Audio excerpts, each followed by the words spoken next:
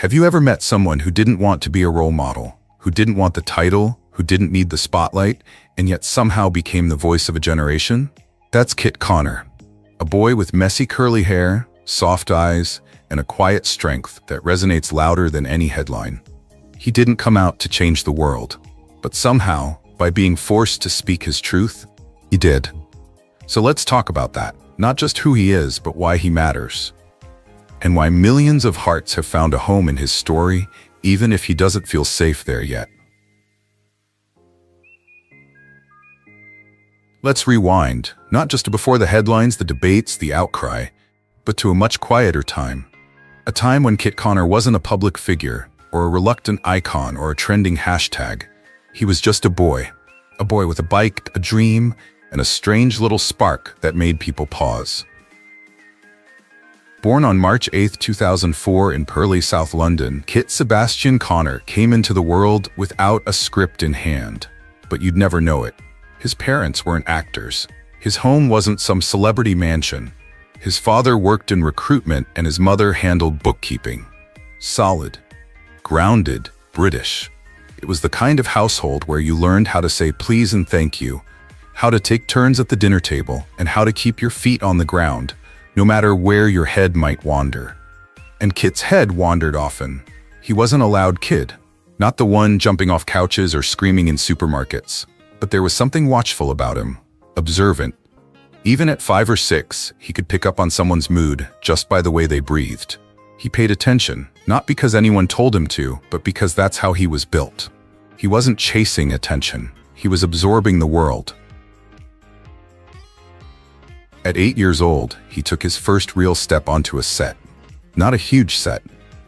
Not Marvel or Netflix, but enough for the cameras to start rolling and for something inside him to light up. Commercials, small TV parts, he dipped his toes in the water slowly, the way shy kids do. And every time, something pulled him deeper in. By the time he was 10, Kit had already scored a major film role in Get Santa, 2014, playing Tom Anderson, a boy on a wild adventure to help his dad get Santa Claus out of jail. Sounds like fun, right? But this wasn't just a holiday flick. It was his first taste of what it felt like to carry a story, to be the heartbeat of something. And if you watch that movie today, you can already see it. The honesty in his eyes, the subtle control in his expressions, the way he makes you feel like this impossible, magical world actually matters. Most 10-year-olds recite lines. Kit made you believe them. In the years that followed, he picked up role after role. He played young versions of iconic characters, popped up in British dramas like War and Peace and Grantchester, and voiced Pantaleimon in his Dark Materials. He even appeared in Rocketman as young Elton John. Yes, that Elton. A moment of destiny, maybe, for a kid who hadn't yet figured out how closely his own identity would one day be scrutinized. But Kit wasn't just growing as an actor, he was growing as a person. And that part? That's where things got messy. Because while audiences were falling for the soft-eyed, thoughtful teen on their screens, Kit was still in school. Still wearing a uniform, still taking exams, still trying to figure out who he was outside of all the characters he played. He went to Whitgift School in South Croydon, a selective, independent school known for its academics, its sports, and its pressure. Imagine being a teenage boy trying to study for your GCSEs while also preparing for red carpet interviews. One minute you're in math class, the next you're in a makeup chair. There's no manual for that. No one teaches you how to grow up when half your life is fiction and the other half is performance. And it takes a toll. Quietly. Because fame at that age isn't glitzy. It's weird. It's isolating. Your classmates treat you differently. Some idolize you, some resent you, most just don't know what to say. You miss birthday parties because of shoots. You skip school trips because of press tours. And while it might sound glamorous, deep down, you're just a kid who wants to belong somewhere. Anywhere. And for Kit, the one place that did feel like home, at least for a while, was acting. Not because it let him be someone else, but because it let him stop pretending to be normal. In front of a camera, the rules changed. He didn't have to be the cool kid or the funny kid or the straight-A student. He just had to be present. Real. honest. But here's where things start to shift. Because there's a moment in every young actor's life when the craft they love collides with the world's expectations. And Kit was getting closer to that moment, faster than he realized. You see, there's this thing that happens when you're talented and beautiful and sensitive. People start projecting onto you. They start reading into every glance, every movement, every role. They start deciding who you are before you've had a chance to figure it out for yourself. And that's exactly what happened next. In 2021, Netflix announced a brand new series, Heartstopper, a coming-of-age romance based on the graphic novel by Alice Oseman. Sweet, tender, and at the center of it is a character named Nick Nelson, a high school football player who slowly, gently realizes that maybe he's not straight. They cast Kit in the role, and suddenly, everything was about to change. But before we get too caught up in the storm, let's pause for a moment. Let's remember this version of Kit.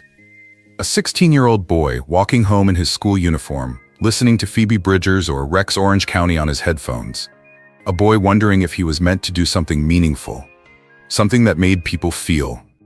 A boy who has yet to put into words the things that are silently revolving inside him. Because Heartstopper is not just a role that will make him famous. It will be a role that will open the door to a new world for him. Let's be honest. Every actor dreams of that one role, the one that doesn't just boost their career, but touches lives. The kind of role that gives people hope, that makes them feel seen, that changes the conversation. But what happens when you land that role and you're only 16? That's what happened to Kit Connor.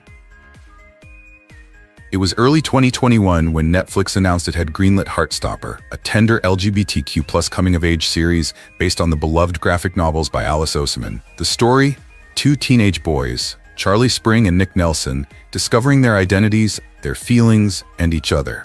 Quietly, softly, without trauma, without stereotypes. And when Kit was cast as Nick Nelson, a sweet, rugby-playing golden boy who slowly begins to question his sexuality, the internet didn't just cheer, it exploded.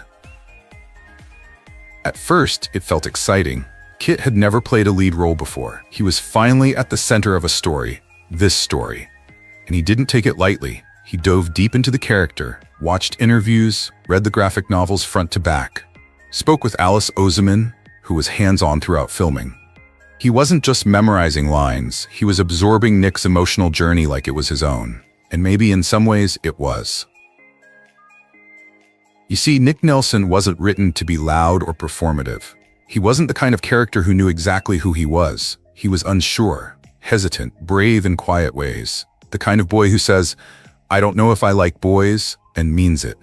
A character that represented so many young people who live in the space between confusion and courage. And Kit, he played that internal battle with such rawness, such restraint, that people couldn't help but wonder, was it acting or was it something else? But hold that thought, we'll come back to that. When Heartstopper premiered in April 2022, it wasn't just a hit, it was a cultural moment. In just days, the show became one of the most watched teen series on Netflix. It soared to top 10 charts in over 50 countries. The hashtags trended. The fan edits flooded TikTok. The memes took over Twitter. But underneath all that noise, something real was happening. For the first time, thousands, no millions of young queer people saw themselves reflected on screen with softness, warmth, and joy. No tragedy, no trauma porn, just love. Awkward, innocent teenage love. And Kit, he was at the center of that wave. Nick Nelson became an instant icon. The way he stuttered through the words "I'm bi," the way his voice cracked when he said "I like you," the way he Googled "Am I gay?" Like so many viewers had done themselves, it was all heartbreakingly human. And Kit didn't just act those scenes, he lived in them. And yet, behind the scenes, the pressure started to build. The praise was loud, but so were the assumptions. Is Kit actually bi? Why hasn't he come out yet? Should a straight actor even play this role? It didn't matter that Kit was still a teenager. It didn't matter that he'd poured his whole soul into the performance. The internet wanted answers, labels, and they wanted them now. Every tweet, Every interview, every subtle glance was dissected. Fans, well-intentioned or not, started demanding he declare his sexuality publicly. And when he didn't, the backlash began. Some accused him of queerbaiting, claiming he was benefiting from LGBTQ+ representation without actually being part of the community. Others said he was hiding, pretending, capitalizing. Imagine that. You're 17, you just starred in the most vulnerable, honest role of your life. And instead of being celebrated, you're being picked apart, judged, pressured to define yourself before you're even ready to whisper those truths to yourself. And it wasn't just online noise. Kit felt it deeply because he wasn't pretending. He just wasn't ready. In later interviews, he would say he felt like a pawn, used by others to make a point he never volunteered for. He once said, "It's the first time I've ever felt like I couldn't control my own narrative. Like people were speaking for me before I knew what to say." And honestly, can you blame him? Because here's the part most people forget. Acting is not autobiography. Playing a queer character does not mean you owe anyone your personal story. And yet, in Kit's case, the line between fiction and reality got so blurred, he felt like he had to speak, just to make the noise stop. But we're not there yet. Let's not skip past what Heartstopper meant, not just to fans, but to him. In interviews, Kit often called the set of Heartstopper the safest place he'd ever worked. A crew full of queer creatives, a cast that felt like family, moments between takes where laughter flowed, music played, and no one had to pretend. For a while, it felt like freedom. He once said, "We felt like we were making something special, but we had no idea how special it would become." And that's the point, right? Sometimes a role comes to you at the right time. Sometimes it requires you to be more honest than you've ever been. Sometimes it changes your life. But what happens when the world decides to rewrite your story before you do? That's what happens next. And the price is much higher than anyone expected. Fame is a funny thing. One minute it gives you the platform of a lifetime. The next, it takes away your right to be quiet. When Heartstopper blew up in April 2022, Kit Connor found himself at the center of a beautiful storm. The world fell head over heels for Nick Nelson, and for Kit. He became an overnight sensation. His Instagram followers jumped from tens of thousands to millions. His face was on fan art, magazine covers, and global Netflix promos. But with the love came a tidal wave of assumptions. Suddenly, every move he made off-screen was treated like a clue. Every outfit, every photo, every friend. Was he gay? Was he straight? Was he bi? Was he queer? Why wouldn't he just say it? And here's the part that stings most. The people asking weren't just trolls. Many were LGBTQ+ fans, people who loved Heartstopper, who said they were allies, who insisted it was about representation. They claimed they were fighting for visibility, but ended up pressuring a teenager to out himself. Publicly, prematurely. Kit had just turned 18. He didn't lash out, he didn't complain, he didn't try to make a scene. He just went quiet. For a while he avoided the noise. Didn't tweet. Posted less. Showed up to red carpets with the same gentle smile, but you could sense the shift. His eyes held more weight. His voice a little more cautious, like someone who'd been cracked open without consent. Then came the moment no one expected, and yet, in hindsight, it felt inevitable. On October 31st, 2022, Kit Connor posted a short, gut-wrenching tweet. "Back for a minute. I'm bi. Congrats for forcing an 18-year-old to out himself. I think some of you missed the point of the show. Bye." Just 20 words. That's all it took to flip the narrative. No press release, no cover story. Just a teenager typing into his phone, feeling cornered enough to say what he hadn't planned to share.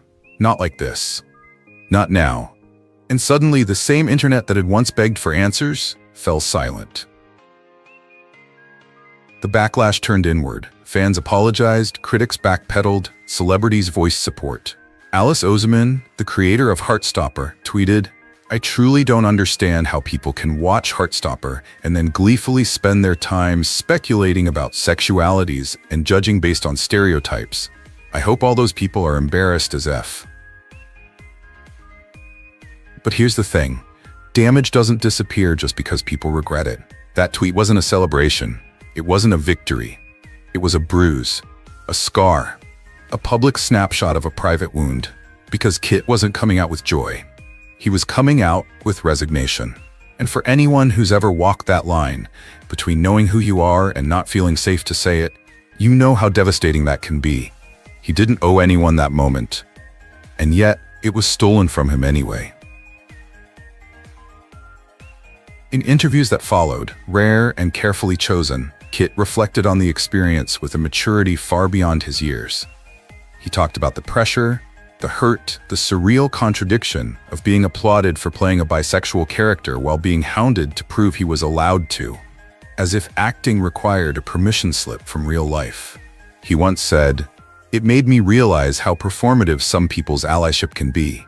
They say they support you, but only if you fit into their version of queer." And let's just pause on that, because that line, that hits hard. It reminds us that representation isn't just about casting. It's about empathy, about protecting people, especially young people, as they navigate who they are. For Kit, that journey was supposed to be personal, quiet, his. Instead, it became a headline.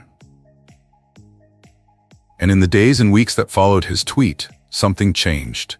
He stopped posting altogether. No selfies, no updates, no witty replies. He stepped back, not just from the fans, but from the fire, because being honest should feel like release. But for him, it felt like surrender, and that's the price of a spotlight you didn't ask for. You give the world your best work, your most vulnerable performance, and in return, they ask for more. Not from your character, from you. They want access, ownership. They want the private, not just the public, and they call it visibility. But what they really mean is control. So Kit walked away for a while, and maybe that was the healthiest thing he could have done. Because before he could continue playing Nick Nelson, he had to learn how to protect Kit Connor. There's something sacred about silence. Not the kind that comes from awkward pauses or unspoken tension, but the kind you choose. The kind you need. The kind that helps you breathe when the world won't stop shouting your name. After Kit Connor posted that 20-word tweet, raw, exhausted, and stripped bare, he disappeared. No follow-up, no press tour, no magazine spread talking about his brave journey, just silence. And in a world where everyone is expected to comment, to react, to explain, silence felt louder than any statement. You'd think the world would pause with him, give him space, a moment to reclaim what had been taken. But it didn't quite work that way. Sure, some fans apologized. Some media outlets ran headlines like "Kit Connor comes out as bisexual after online pressure." But even in that phrasing, after online pressure, there's a coldness, a distancing, like the same machine that pushed him to the edge was now pretending it had nothing to do with it. And while the world debated what had happened, Kit went quiet, for real. He stopped posting, stopped liking, stopped retweeting. His online presence faded to black.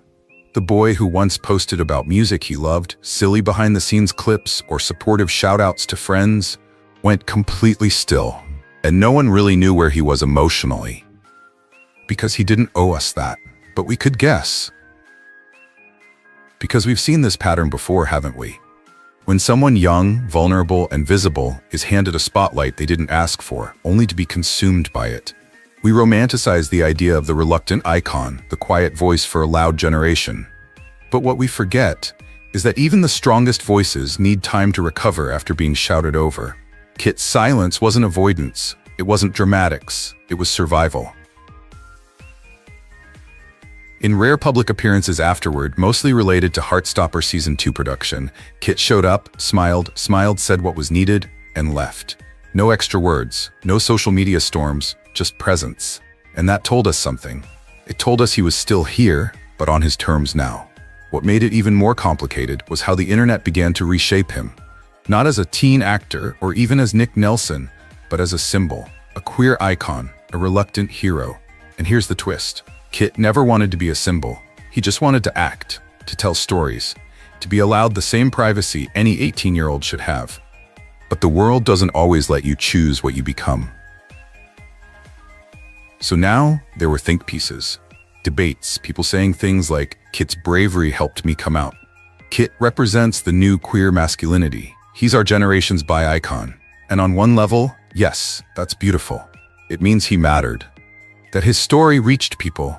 But on another level, it's deeply unfair, because behind every label we assign, every pedestal we build, there's still a boy who never got to come out on his own terms, a boy who's still figuring things out, quietly, behind the eyes of a million strangers.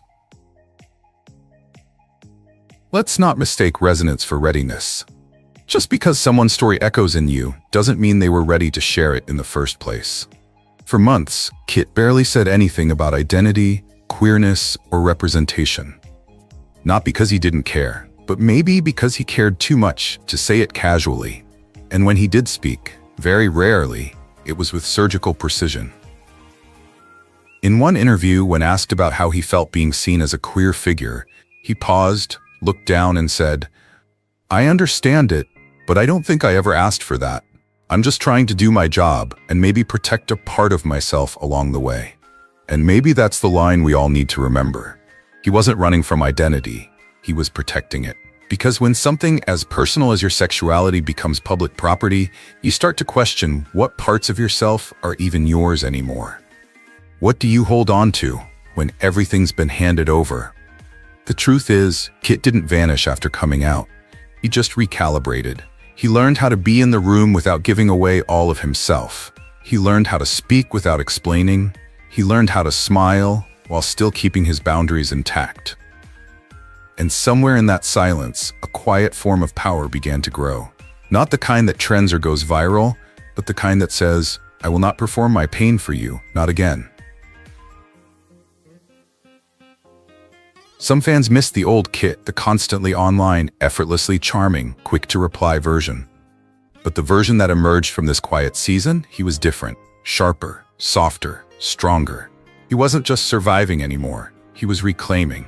So maybe silence wasn't a retreat. Maybe it was an evolution, because sometimes the bravest thing you can say is nothing at all.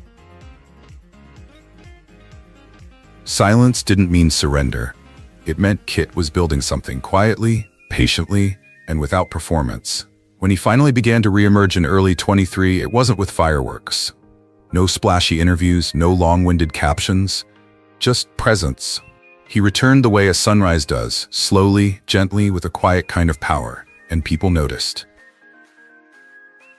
The first major appearance that caught attention was the British GQ Men of the Year Awards in November 2022, where Kit walked the carpet with his usual understated confidence. Dressed in classic black with his curls just barely tamed, he looked poised but not polished to perfection. Still soft around the edges, still human. He didn't say much, he didn't need to. The moment spoke for itself. I'm still here. I'm still me. And I've survived something you may never fully understand. Behind the scenes, filming had quietly resumed for Heartstopper Season 2.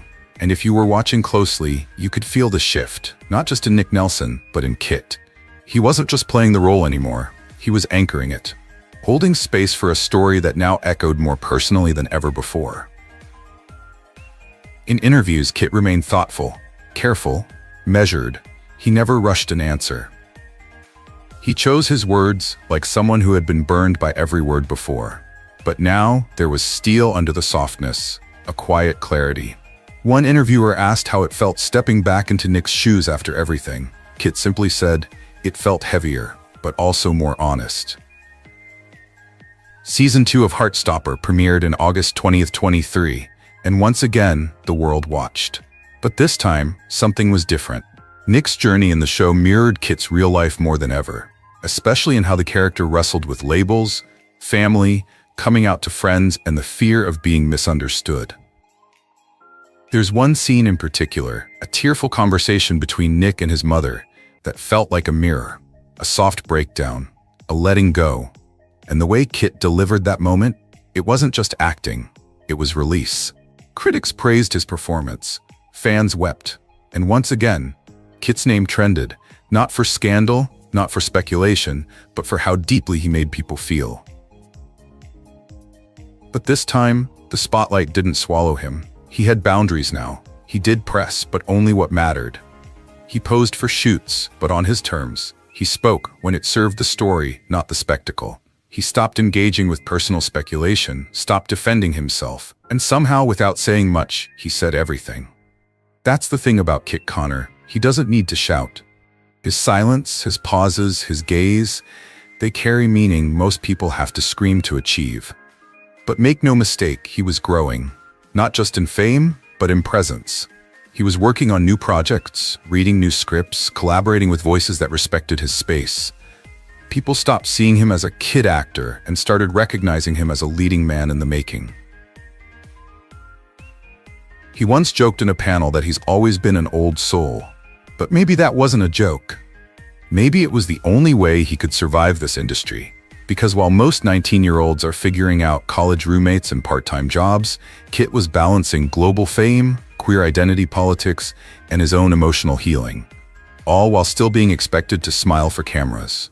And yet, he handled it. Not perfectly, not loudly, but gracefully. There was a softness to his comeback that felt refreshing in a culture obsessed with reinvention. He didn't rebrand. He didn't clap back. He just existed, fully, gently, on his own terms. And in doing so, he gave others permission to do the same. You didn't have to come out in a viral post. You didn't have to explain your labels to strangers. You didn't have to be perfect to be proud. All you had to do was show up. That's what Kit did. And somehow, in a world that demanded spectacle, he made quiet resilience look revolutionary. By mid-2023, even his online presence began to return, slowly, playfully, in his own rhythm. He posted about books he loved, music that moved him, co-stars he admired. No overexposure, no curated image, just bits of a life he was finally reclaiming. And his fans responded, not with interrogation, but with warmth. Not "what are you?" but "we're glad you're here." It was a shift you could feel. And maybe that's the legacy of his comeback, that healing doesn't always look like a speech. Sometimes it's just choosing every day to keep being soft in a world that tries to harden you. Kit wasn't loud, he was present. And presence, it turns out, is a kind of power all its own. Not every hero wears a cape. Some just hold their ground, quietly, stubbornly, with a softness that refuses to break. Kit Connor never set out to become a symbol. In fact, he resisted it. He never stood at a podium waving a flag, never declared himself a spokesperson, never performed pride.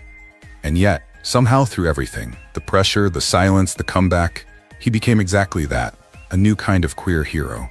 Not loud, not flawless, but real. Because in a world that's still learning how to accept softness in boys, fluidity in masculinity, and queerness without spectacle, Kit's very existence is an act of quiet revolution. He gave us something we didn't realize we needed.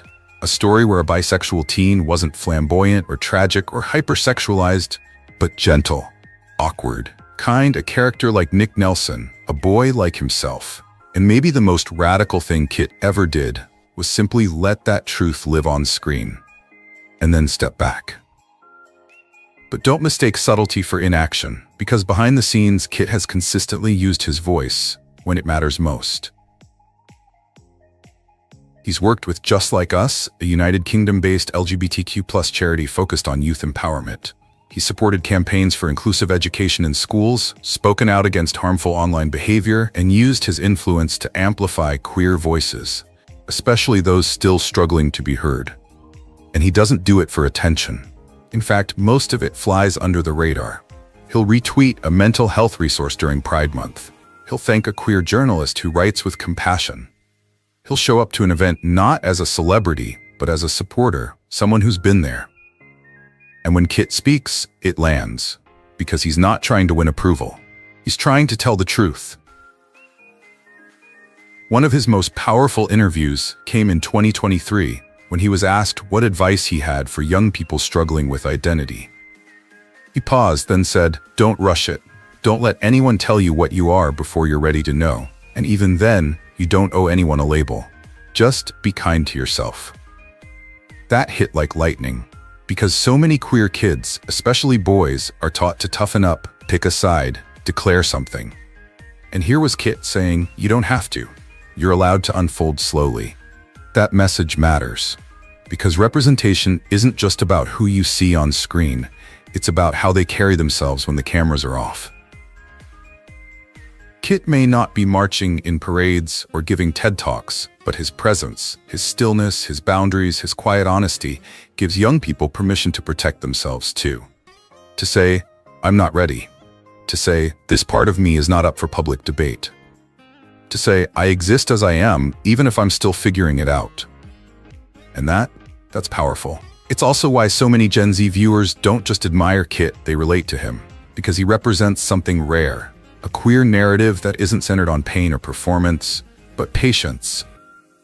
He's not the loudest in the room, but he's the one people lean toward, and the ripple effect is real. Since Heartstopper debuted, countless young people have shared stories of coming out to friends, finding the courage to explore identity, or simply feeling less alone. And they name Kit, alongside Joe Locke, Yasmin Finney, and the rest of the cast, as the reason. They say things like, Nick Nelson helped me see myself. Kit made me feel valid without saying a word. I didn't even know bisexual boys existed on TV until him. Think about that. Not a speech, not a movement, just a boy being honest on screen, and slowly, gently in real life too. That's the kind of influence you can't manufacture. It's earned, moment by moment, by how someone moves through the world. And Kit moves with care. He supports his co-stars. He lifts up trans voices, especially Yasmin Finney, who plays Elle. He refuses to center himself in every conversation, even when he could. And that humility, that's what sets him apart. He's not trying to be the face of Gen Z queerness. He's just trying to make space for himself and for others. And maybe that's the lesson here. You don't have to be loud to make noise. You don't have to be polished to be powerful. You don't have to be everything to everyone to be enough. Sometimes the quietest presence in the room is the one that stays with you longest. And Kit Connor? He's staying. Not because he demands the spotlight, but because he carries light with him everywhere he goes. So maybe Kit Connor was never trying to be a voice for a generation. Maybe he just wanted to act, to feel, to tell the truth gently, without being asked to carry a flag he never claimed. But in his quiet strength, in his stillness, in the way he simply kept showing up, he gave people something rare. Permission. Permission to grow slowly, to speak softly, to come out when you decide the time is right. He reminded us that being visible doesn't have to mean being loud. That gentleness, too, can be powerful. And if you've watched this far, maybe you see it now. Not every hero needs a spotlight. Some just need space. So tell us, has someone ever made you feel seen, even in silence? Drop it in the comments. We'd love to hear your story. Ever heard a voice so raw it stops you cold? That's Troye Sivan. But once, he was afraid to even speak. Not because he couldn't sing, but because the truth behind his voice felt too dangerous. Before the fame, before the queer anthems, he was just a quiet kid, hiding a piece of himself. So how did he go from silence to becoming a voice for millions? Let's start there. Let's go back, not to the stage lights or Spotify charts. Let's rewind further, to the suburbs of Perth, Australia, where a soft-spoken boy with bright eyes and a careful smile was learning how to hide. Now picture this, a little kid who loved music, musical theater, YouTube, and secretly thought boys were kind of cute. Not that he said it out loud, not even to himself. Not yet. You know how most kids go through a phase of pretending they're superheroes? Troye Sivan's superpower was disappearing. Not in a dramatic way, but in that quiet, calculated way so many queer kids learn to survive, by blending in, keeping their hands still, watching how the other boys laugh so they can copy it, editing themselves before they even know who they are. He once admitted he was terrified of his voice sounding too gay. Imagine that. A voice so beautiful it would later fill stadiums, and he was afraid it might give him away in math class. Troye was born in Johannesburg, South Africa, in 1995. His family moved to Australia when he was 2, settling in Perth, where he grew up in a tight-knit Jewish household. His parents were loving, supportive, but the world around him, not exactly designed for soft boys who wore their emotions close to the surface. At school, he kept his head down. He wasn't an outcast, but he wasn't out either. He could feel it even then, this sense that he was somehow off script. The boys talked about girls, the girls talked about crushes. And Troye listened, smiled, laughed in all the right places, and quietly wondered, is anyone else pretending too?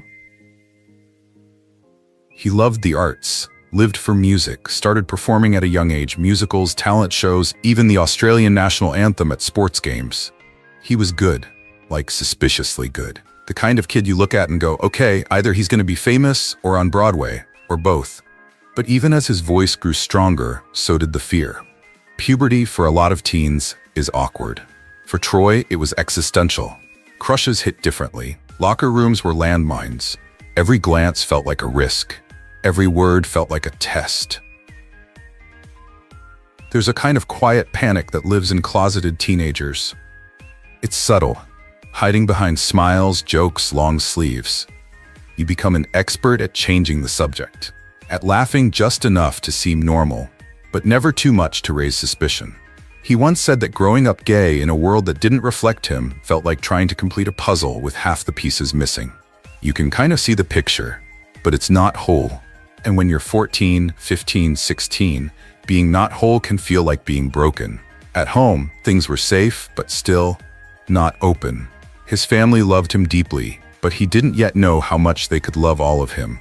So he kept that part locked away. Not because they made him feel unsafe, but because the world had already taught him to be afraid. By age 13, he was already posting covers on YouTube, his face still round with baby fat, his voice just starting to stretch into something raw and real. There was a video of him singing "Over the Rainbow" that kind of said it all, even if he didn't mean it that way. Or maybe he did. Queer kids know how to speak in code. He also started acting. In 2009, he played young Wolverine in X-Men Origins Wolverine. Let's just pause there. Closeted gay teen, playing the younger version of Hugh Jackman. In a franchise about misunderstood people with secret identities, somewhere the metaphor alarm is blaring. Still, even while stepping into movie roles and music videos, he kept shrinking himself in real life, because fame doesn't cancel out shame. Not when it's baked into the silence of your teenage years. Not when you spend years praying no one notices the way your eyes linger just a second too long. By his mid-teens, Troye was living a double life. The talented, rising star, and the boy staring into his bathroom mirror wondering, when will it be safe to just be me? He journaled obsessively. He wrote songs that hinted at a hidden world, love songs with no pronouns, melodies that ached with a kind of longing that didn't quite fit the straight mold. He wasn't ready to speak it, but he was singing around it, sending out signals, hoping someone out there might hear. And yet, no matter how loud the applause, he still came home to that quiet ache in his chest, the feeling that success meant nothing if it wasn't built on truth. And then, something shifted. It wasn't a scandal or some dramatic meltdown. It was just enough pretending, enough shrinking, enough silence. One night, just him, a webcam, and a truth he'd rehearsed 1,000 times in his head. Troye sat down, took a breath, clicked record, and finally let the world in. On camera, he looked calm, not staged, not scripted, just honest, almost too honest. You could see the tension behind his smile, like someone walking a tightrope, hoping the net below would hold.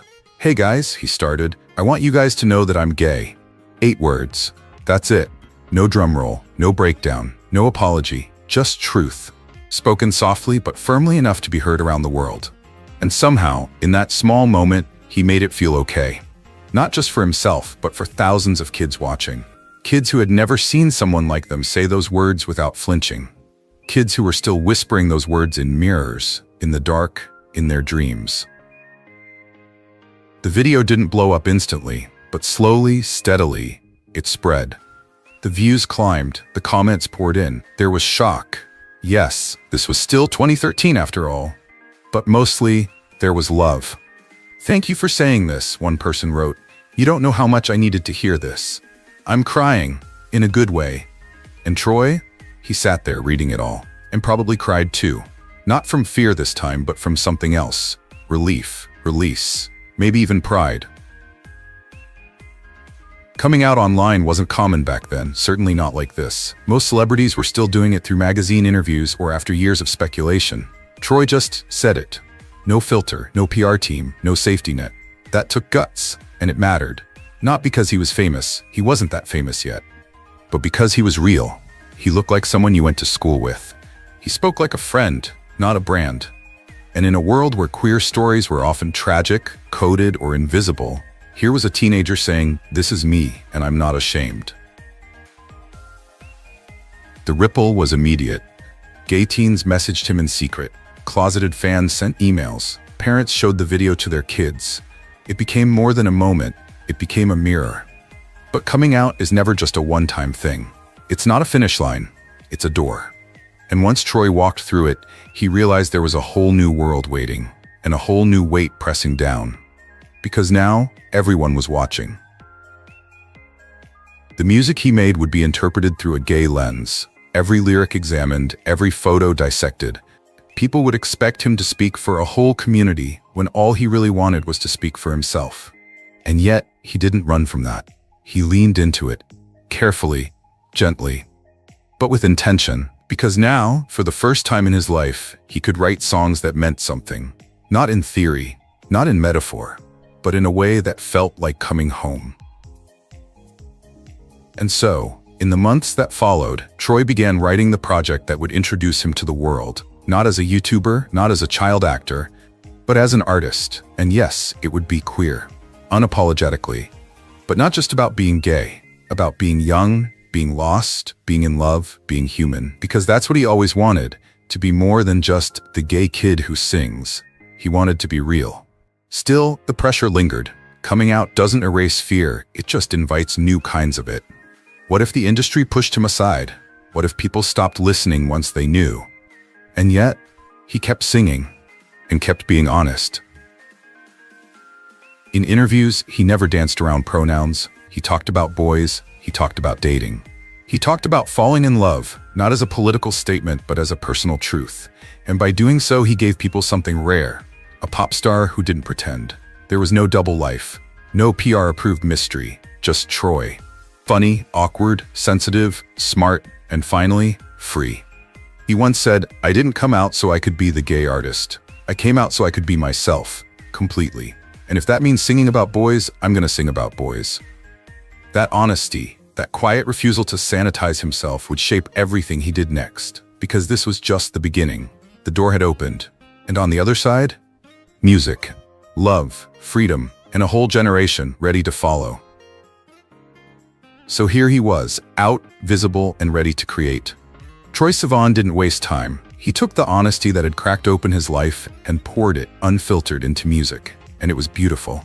His first major project, XY, dropped just a year after he came out.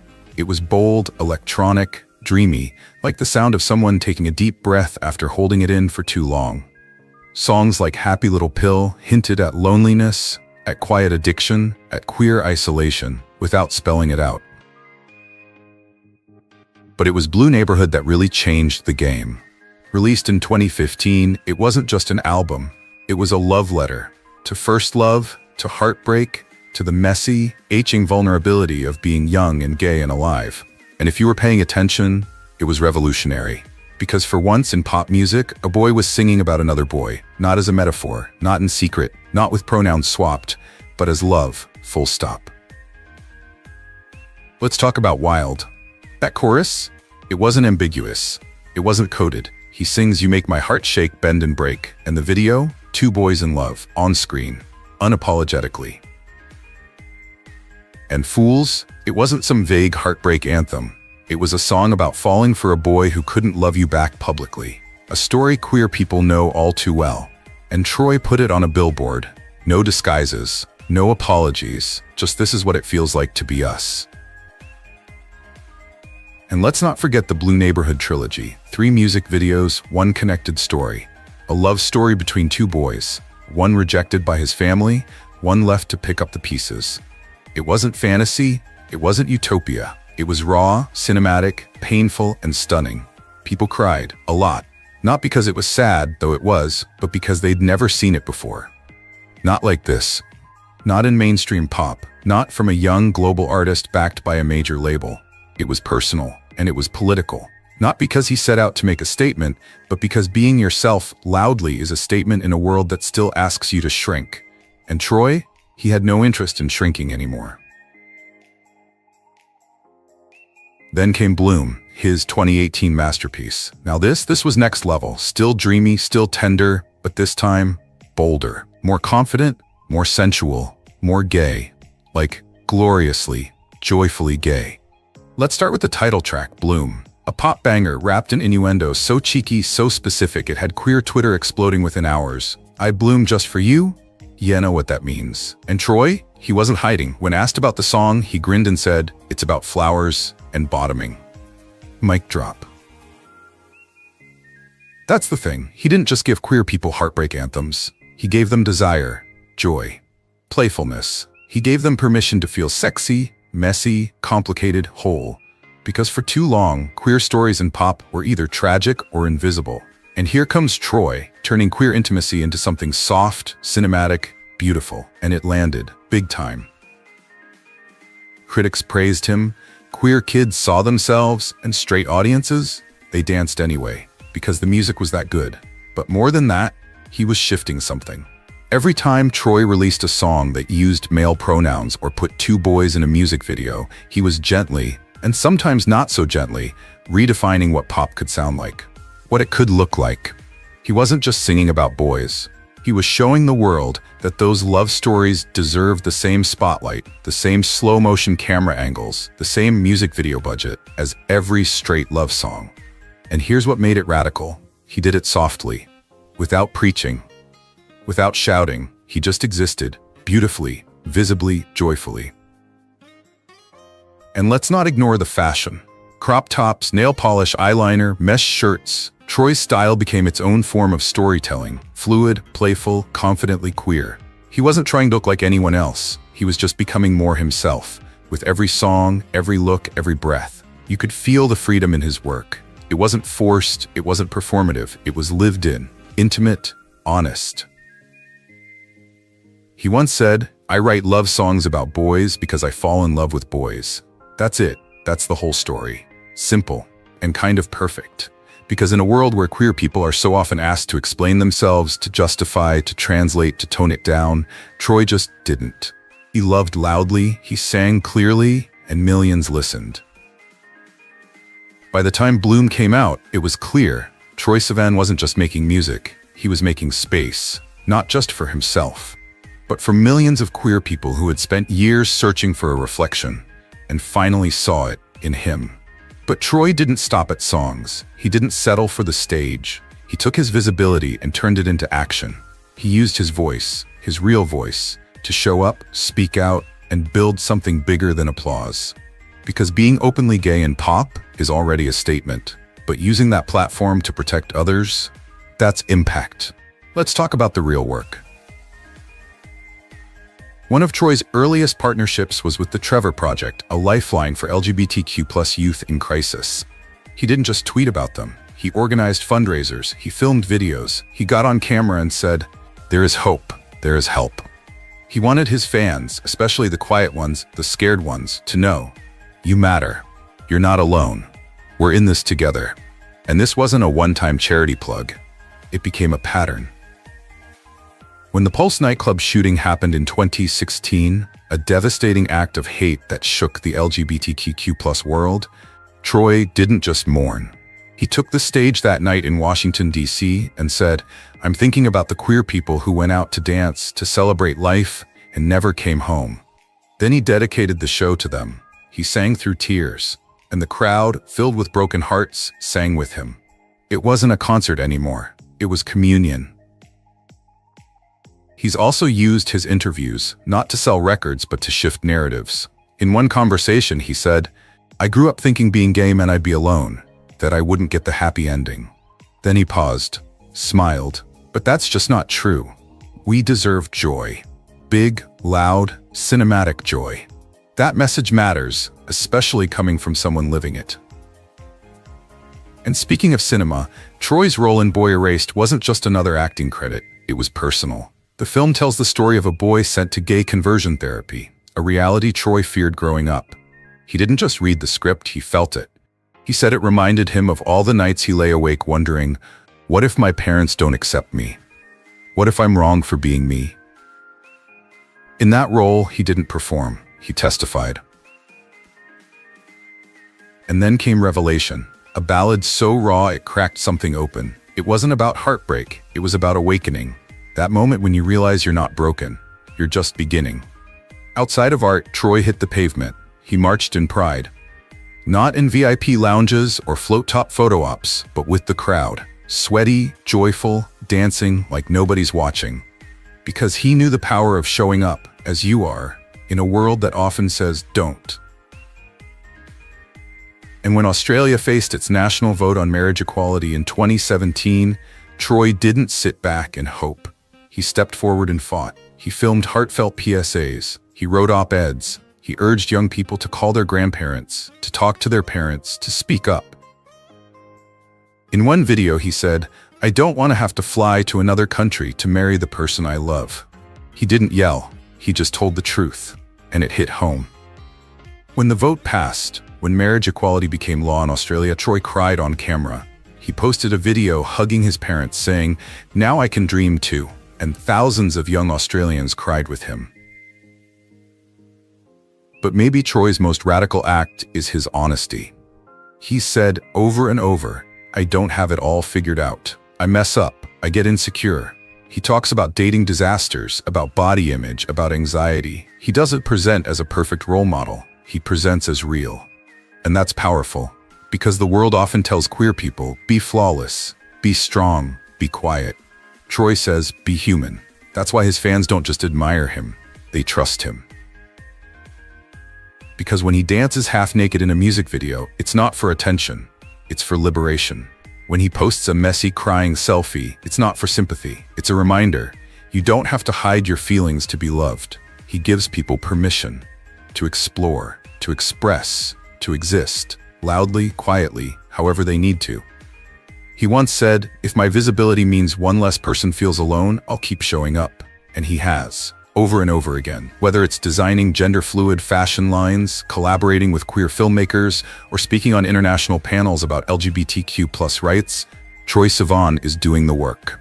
Not because he has to, but because he gets to. Because he remembers what it felt like to be 14 and terrified. And now that he's free, he refuses to shut the door behind him. That's not just allyship, that's leadership, that's legacy in the making, and we're lucky to witness it.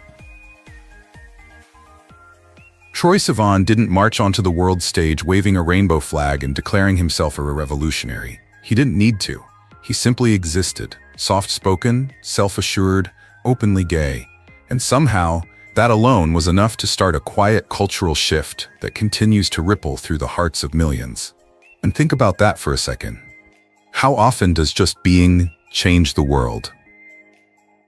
In an era still haunted by coded silence and performative acceptance, Troye's mere presence became an act of rebellion, a kind of whisper that grew louder with every beat, every lyric, every frame he chose to occupy. Have you ever felt like just showing up as your true self was an act of courage? Troye gets that, and he made it visible. He emerged at a time when queerness was finally beginning to breathe in the public eye, but still stumbled in search of visibility that wasn't rooted in trauma. Troye didn't erase that history. He honored it, but he also redefined what queer joy could look like. He sang about boys with a softness the world wasn't used to hearing. He danced with longing. He styled himself in lace, in leather, in nothing at all. And every time he did, another young soul somewhere in the world breathed easier. Can you imagine what that kind of visibility would have meant to your younger self? Because suddenly, queerness wasn't something to explain. It was something to feel. But Troye didn't just reflect a generation. He helped shape it. Beyond the streaming charts and sold-out tours, he became a cultural compass for LGBTQ+ youth, navigating a world that still sends mixed messages. And let's be honest, haven't we all gotten mixed messages about who we're allowed to be? Through his lyrics, he offered something more valuable than trend or fame: emotional truth. In The Good Side, he explored guilt and grace after a breakup. In Bloom, he leaned into desire with a playfulness that disarmed shame. And in Rush, he captured the messy thrill of being young, queer, and unafraid to want more. Which of his songs spoke to you the most? Because let's face it, we all have that one Troye Sivan track that hit home. His impact, however, can't be measured solely in Spotify plays or YouTube views. It lives in the DMs he's received from closeted fans in rural towns, in the artwork inspired by his songs, in the boys who wore eyeliner to prom because they saw him do it first. It lives in the countless messages from teens who say, "Because of you, I came out." Or even more powerfully, "Because of you, I stayed alive." Pause for a moment. That's not just fandom, that's life-saving visibility. And it's not just what he said, it's who he's lifted. Troye has consistently used his platform to elevate queer voices, queer bodies, and queer creators. He collaborates with LGBTQ+ directors, stylists, and performers, not as token gestures, but as co-creators of his world. How many artists do you know who really do that? Not just in name, but in spirit. His music videos are love letters to queerness in all its forms. Soft, sexy, sorrowful, celebratory. Whether he's writhing in ecstasy under flashing lights or gently brushing a lover's shoulder on a beach, every moment tells us, this is beautiful, this is valid, this is love. His influence extends into fashion, where he's broken every rule with quiet elegance. Troye doesn't perform gender. He plays with it. He's appeared in campaigns for Valentino and Cartier, draped in pearls or sheer silks, blurring the binary with grace. And he never makes it about shock. He makes it about truth. What does your version of truth look like? In doing so, he's redefined masculinity, not as a rigid box, but as a spectrum where vulnerability is strength and self-expression is power. He's also dared to be visible without being perfect. He talks openly about loneliness, anxiety, the awkwardness of dating. He shares what it's like to crave connection and fear rejection, not as a celebrity, but as a human being. And that's why we relate. Because haven't we all felt like that? In an industry that so often demands polish, Troye gives us permission to be messy, to be unsure, to still show up anyway. And he has never forgotten his roots. As one of the most globally recognized Australian queer figures, he's consistently given back to LGBTQ+ organizations at home, including -18 and Switchboard Victoria. His activism is subtle but persistent, woven into every choice he makes. He's donated tour proceeds, raised awareness around conversion therapy, and spoken out against homophobia and transphobia in both entertainment and politics. But perhaps his greatest legacy is emotional. The way he's made space for softness in a culture that too often equates queerness with danger or deviance. He's shown that desire doesn't have to be hidden, that intimacy doesn't have to be explained, that queer people don't have to be tragic heroes or comic relief. They can be main characters. Do you feel it too? That quiet shift where queer stories are no longer side plots? Troye Sivan is more than a pop star. He's a mirror and a map, reflecting who we are and pointing us toward who we might become if we dared to love a little louder. And for every quiet kid scrolling under their covers, for every teen who thought they'd have to choose between being accepted and being themselves, Troye has been proof that you don't have to shrink to survive. You can expand, you can bloom, and maybe, just maybe, you can shine so brightly that others begin to believe they can, too. Sometimes the loudest revolutions don't come with fireworks. They come with a whisper, with a boy daring to sing his truth and refusing to stop. Because here's what Troye Sivan really taught us. Visibility isn't the end of the road. It's the beginning of becoming. He didn't arrive on the scene already a hero. He didn't hold up a flag and claim to be fearless. He simply kept showing up, song after song, look after look, truth after truth. And somehow, that soft persistence became a lifeline. Every lyric Troye wrote carved space for queer joy, for queer pain, for the in-between. Those blurry moments when you don't know what to call yourself, but you know what you feel. He gave people something rare, a permission slip. Not just to come out, but to come alive, to be messy, to be romantic, to long, to dance, to cry, to want, to make mistakes and still be worthy of love. Troye didn't wait to be perfect. He was honest instead, And in a world obsessed with polish, that honesty was radical. Think about it. How many pop stars do you know who risked relevance to stay real? How many artists dared to make queerness tender, not loud, to make softness feel strong? And maybe that's Troy's superpower. Not his voice, not his beauty, but his refusal to shrink even when the world handed him a script written in fear. He rewrote it, in lowercase, in baby blue, in falsetto, in eyeliner. He turned too much into just right. He turned Don't Say It into an anthem. And now, there's a whole generation of queer kids dancing, dreaming, creating, not because they had to fight like he did, but because someone like Troye sang first. Troye Sivan didn't just give us music, he gave us mirrors. Soft, shimmering reflections of a world where queerness isn't coded, hidden, or feared.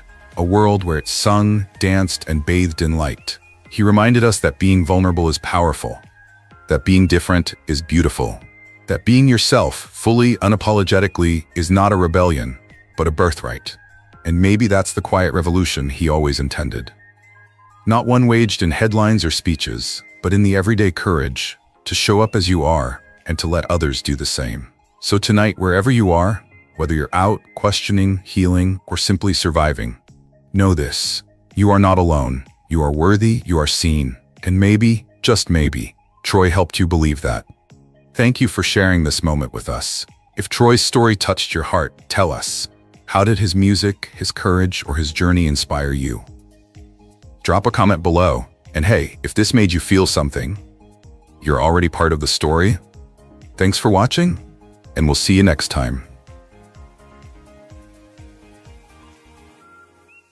We've been telling a lot of stories lately, of artists, rebels, quiet revolutionaries, people who dared to live their truth, whether in secret or under the spotlight. But now, we want to pause for a moment and hear from you. Have the stories we've shared lately resonated with you? Is there something missing, something you wish we'd talk about more? Maybe you're craving stories of today's fearless Gen Z trailblazers. Or perhaps you're longing to rediscover the forgotten voices of queer history, the ones who walked so we could run. Whatever it is, we'd love to know. Who do you want to hear about next? The quiet ones? The bold ones? The ones history left behind? Your voice matters just as much as theirs. So drop us a comment, suggest a name, share a thought. Because at Rainbow Vibes, this isn't just our journey, it's ours together.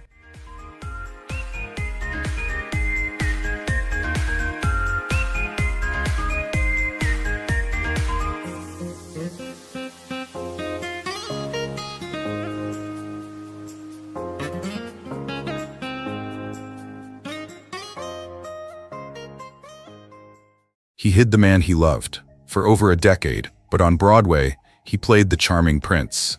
Telly Leung's life wasn't a fairy tale, it was a quiet rebellion. A gay Asian-American son of immigrants, torn between silence and truth. Too gay for tradition, too Asian for Hollywood. But instead of shrinking, he chose to shine.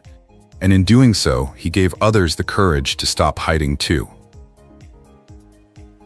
Telly Leung was born in 1980 amid the multicultural chaos of Brooklyn, New York, where dreams cross borders, but identities often collide.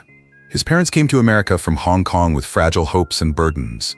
They weren't chasing fame or praise, they were chasing stability. They worked tirelessly at night in sweatshops, cleaned houses, and delivered food to neighborhoods where they would never be welcome, all so their son could live a life untouched by hardship. But they didn't know that the toughest battles their son would face weren't about money or success, but about identity.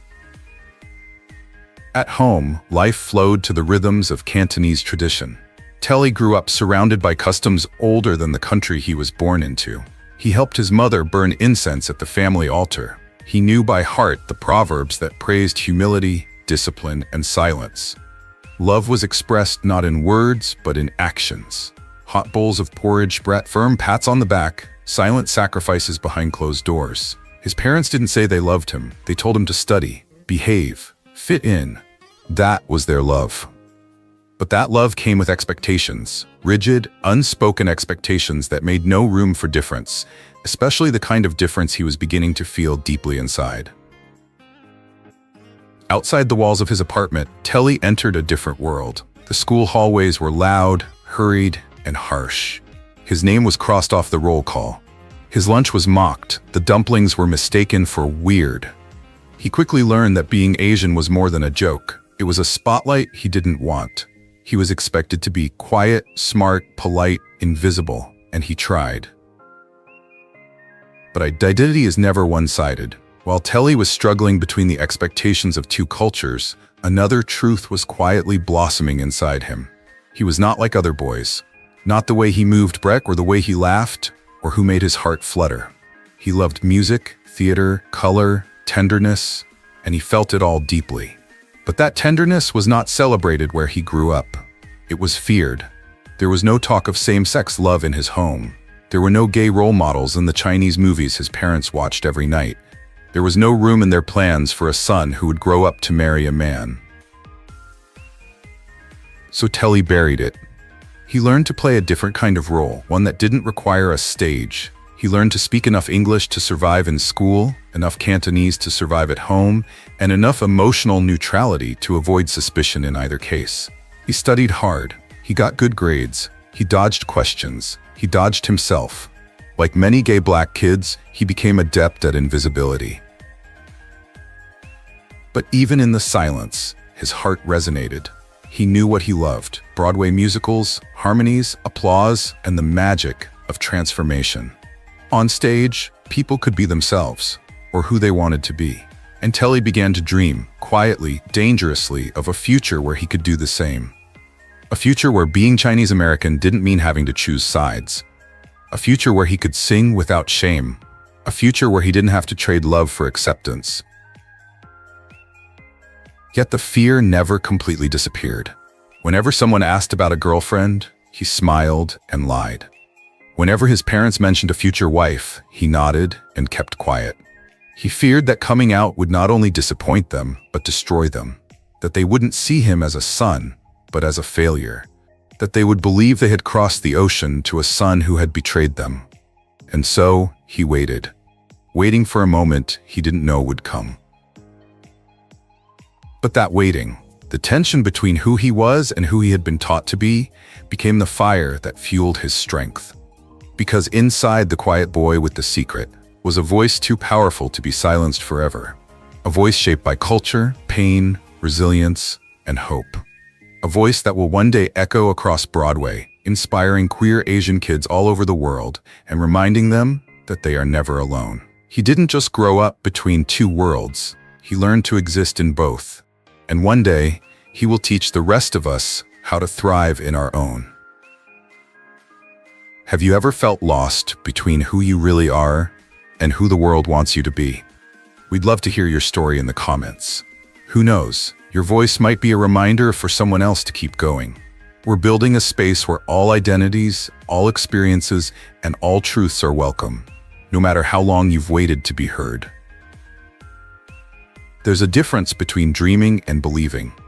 Anyone can dream, but believing that you belong in a world that has never seen anyone like you at its center, that takes something else. For Telly Leung, that belief began in silence.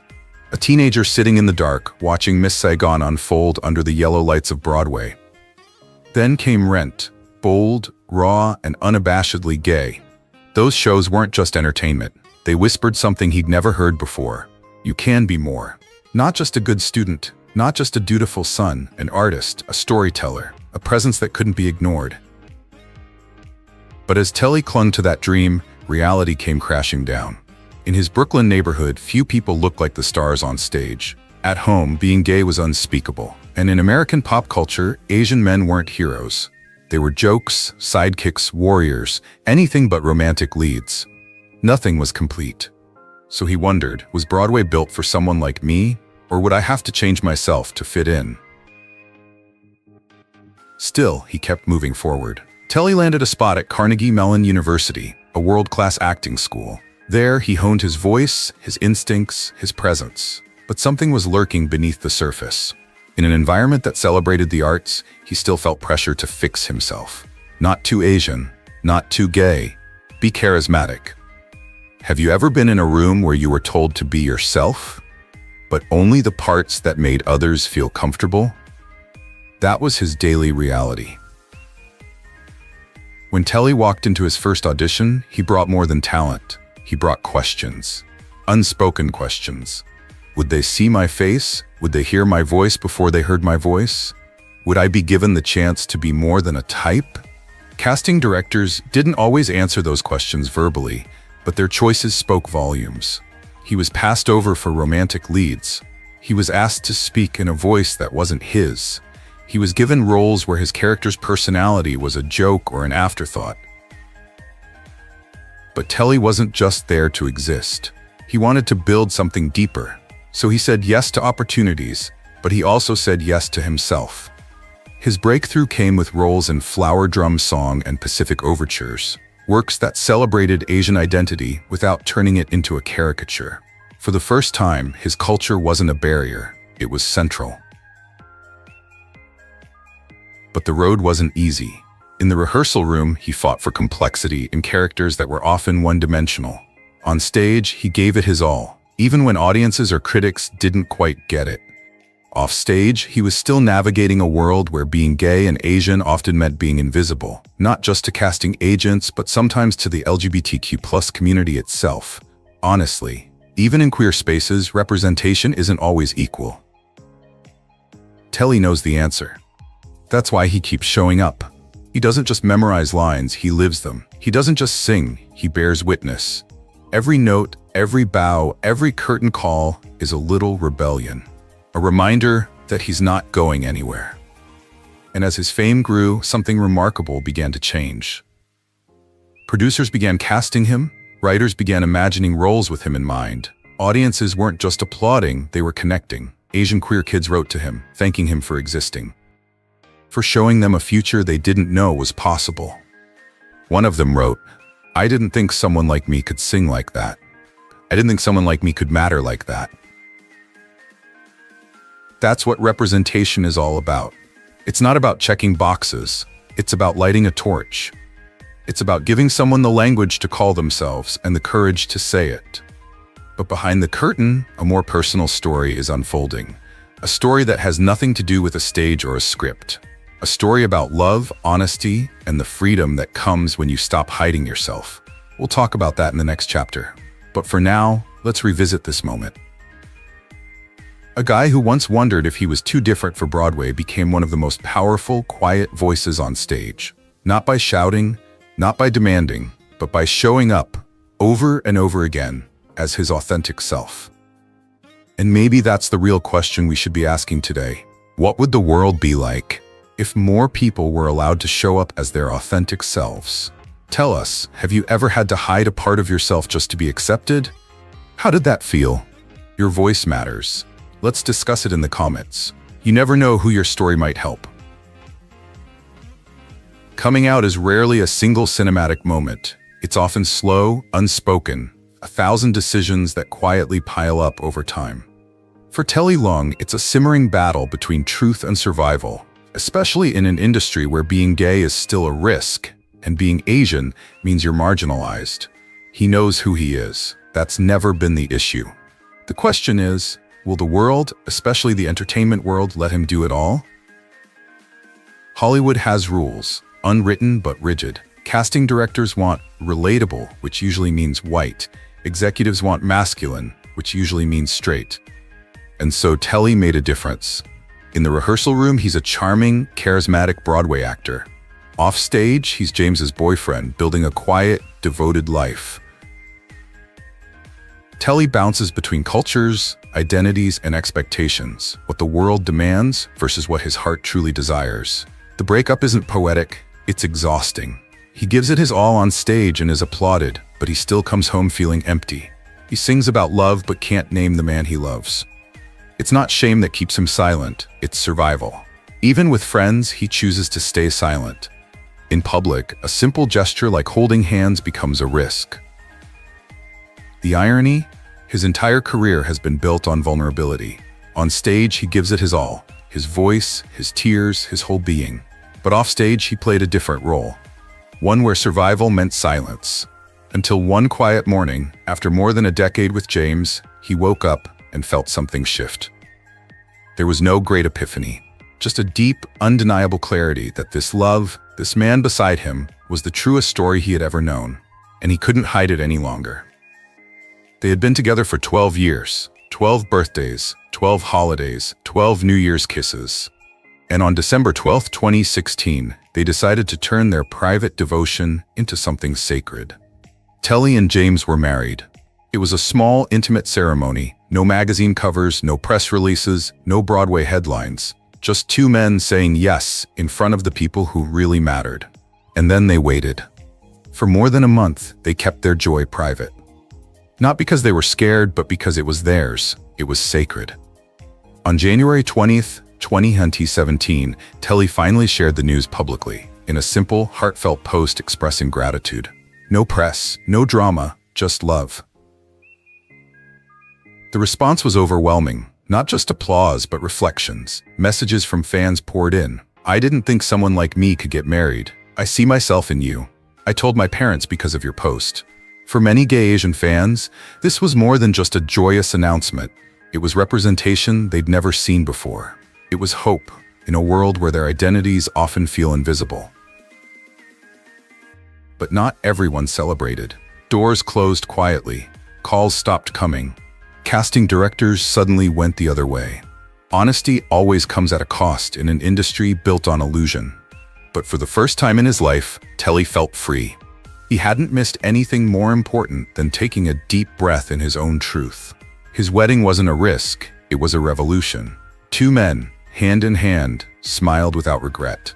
Especially in Asian cultures where silence is so deeply entrenched in the gay community, that photo means more than any applause. It's proof that love doesn't have to be hidden.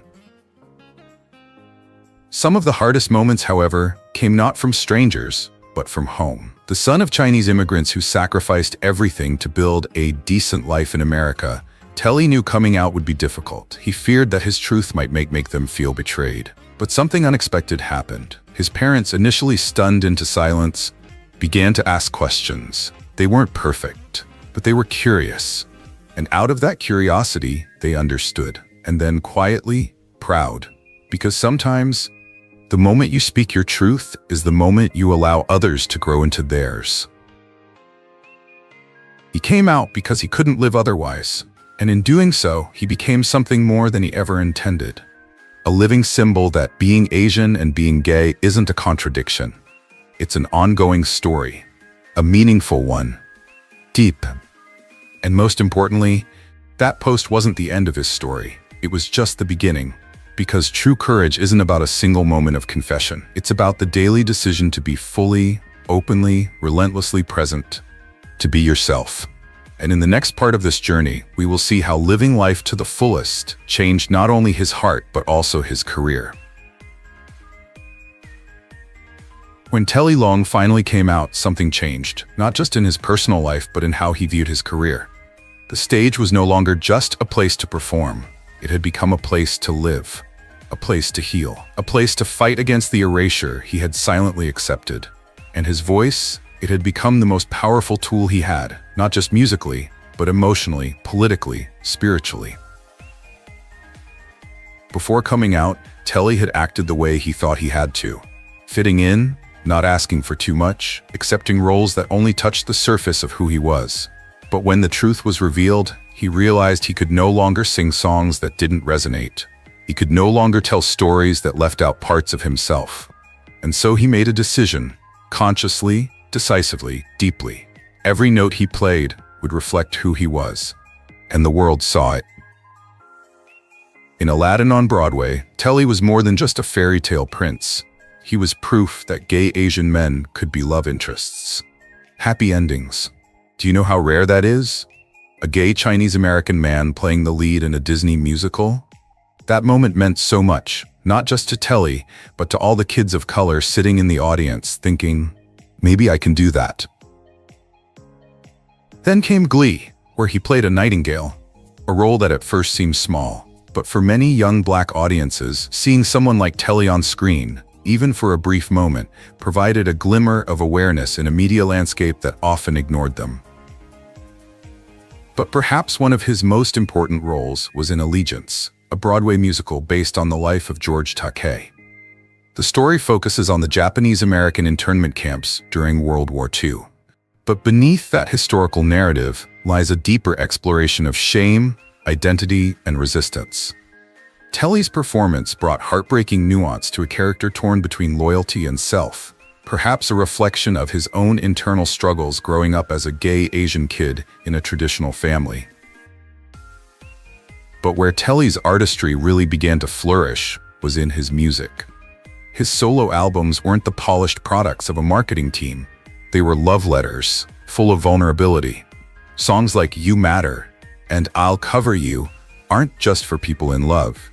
They're for anyone who's ever felt invisible, anyone who's ever had to rewrite themselves just to be accepted.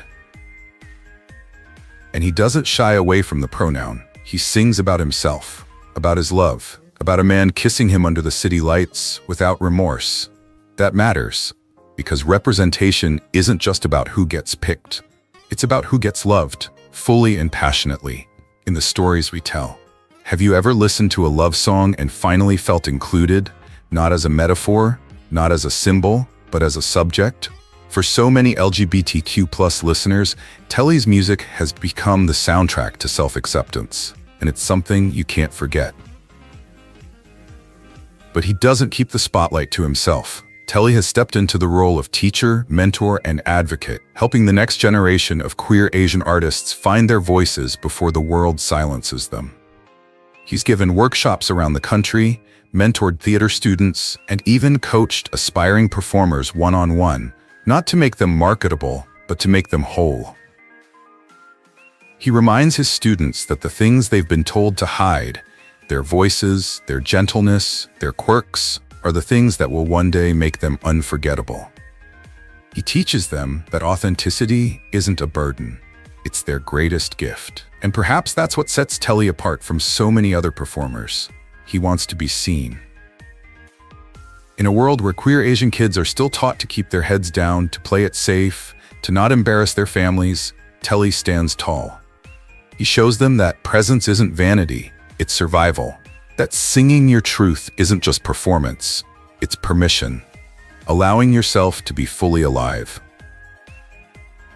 Telly's voice resonates beyond the spotlight. It resonates in classrooms, on streaming platforms, on quiet car rides where someone hears his lyrics and suddenly feels a little less alone. He didn't just change Broadway, he changed hearts. And the best part, he did it by refusing to change himself. In the next part of the journey, we're going to step off the stage and into the most authentic part of it all. His life with the man he loves. A relationship built not on fantasy or script, but on trust, presence, and pride. A love that proves, when it's real, there's no need to hide. Are you ready to believe in that kind of love? In every artist's life, there comes a moment when applause isn't enough, when the roar of the crowd can't match the quiet power of showing up for someone who's hurting. For Telly Leung, that moment didn't happen under the bright lights of Broadway. It happened when he realized that his presence, his very existence as a proud, openly gay Asian American man, could be a lifeline for someone else.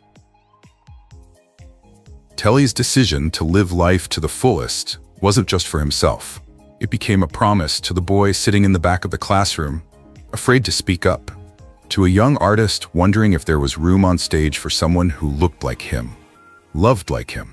And so, when he wasn't wowing audiences with his voice, he began using it for something much bigger: advocacy.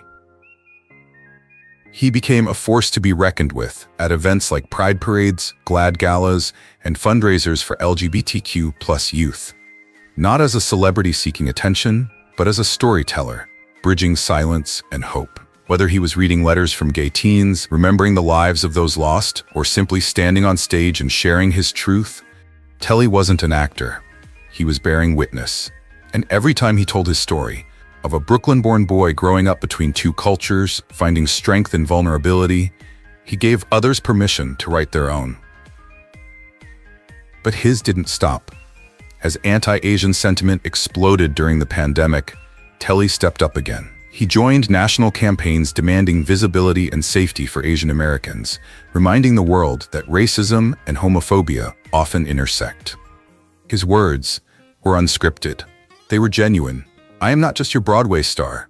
I am your neighbor, your friend, your brother, and I deserve to walk down the street without fear.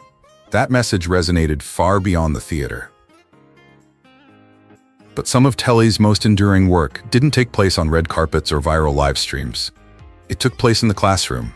As a professor at New York University, he chose to go back not to the stage, but to his roots, to shape the next generation, not just as performers, but as thinkers, as warriors, as people unafraid to own their truth. In his courses, students learn more than how to act. They learn how to be seen, how to handle rejection, navigate identity, and still choose joy. And it's there, between the curriculum and the soul, that Telly becomes more than a teacher. He becomes a role model. Instead, he opened up about the challenges he faced, the moments of fear, the nagging self-doubt, the dull pain of being overlooked.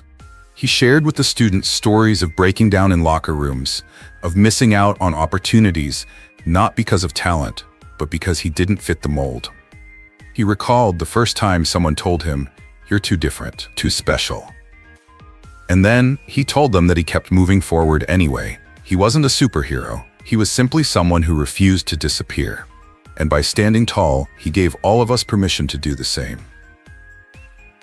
In a world that is often reluctant to celebrate uniqueness, Telly's presence speaks volumes without ever having to speak.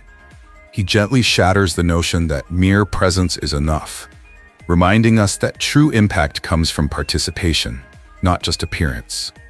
Whether speaking on political campaigns, speaking at schools, or sharing his story at shelters and community halls, he shows that authenticity can be a powerful force for change.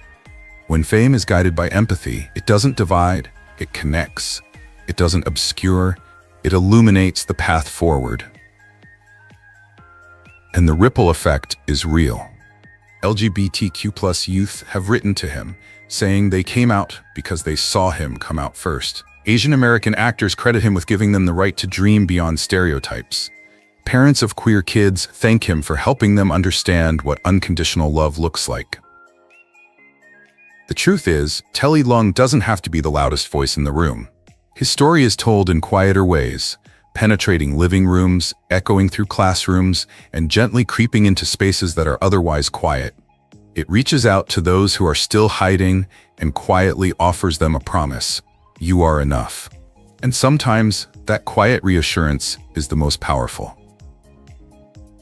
Now let's turn to you, the people who are watching, listening, maybe even still searching for your voice. Have you ever felt inspired by someone simply because they were unapologetically themselves? Has a story like Telly's ever helped you see your own life more clearly? And most of all, what would you do if you knew that your presence could change someone else's world? We'd love to hear your thoughts below. Your story could be the one someone else has been waiting for. Telly Leung never asked to be the voice of a movement. He didn't chase sensational news. He didn't jostle for red carpets or launch flashy campaigns. But somehow, through quiet persistence, fierce honesty, and unwavering determination, he became more than a celebrity. He became a mirror for everyone who has ever looked into a bathroom and whispered, "Am I too different to be loved?" He didn't need fame to be seen. He needed truth. And when he chose to stop hiding, when he came out as gay, when he walked down the aisle with the man he loved, it wasn't just an act of liberation. It was a declaration. That love doesn't need permission. That authenticity doesn't need praise. That performance, when done with integrity, can change a person's entire emotional makeup. And that's exactly what Telly Leung's story did. He may not have been an overnight phenomenon, but go backstage after a high school play. Ask any of the kids who were in Rent, Aladdin, or Godspell, you'll probably hear his name. Not because he was a Broadway star, but because he created space. Because he showed them that yes, someone like them could stand in the spotlight and not apologize. What made Telly's lasting mark truly remarkable wasn't the trophy case or the charts. It was the quiet transformation he inspired in others. It was the hearts he opened. Young artists looked at him on stage and thought, maybe I don't have to hide anymore. Maybe I can lead with my heart, not my ego. It wasn't just a performance. And isn't that what a true icon does? Not just entertain, but elevate? His story goes beyond representation. It's a testament to healing, to joy, to gentleness, to the mark we leave. Growing up in an immigrant family, he was taught to blend in, to conform, to quietly hold boundaries. But instead of shrinking back, he chose to rise up, to let his voice ring out in melodies that some would call too weird, to love openly in a world that favors quiet compromise. He didn't just come out, he endured years of hiding, and from that silence, he built something unshakable. Not a spotlight for himself, but a beacon for others still searching in the dark. In every speech, every student he mentors, every interview where he talks not about gossip, but about hope, Telly redefines what it means to be a public figure. He doesn't offer perfect answers. He offers real experiences. He shares stories of roles he lost, rooms he suddenly felt out of place in, and quiet moments when he wondered if being true to himself was worth it all.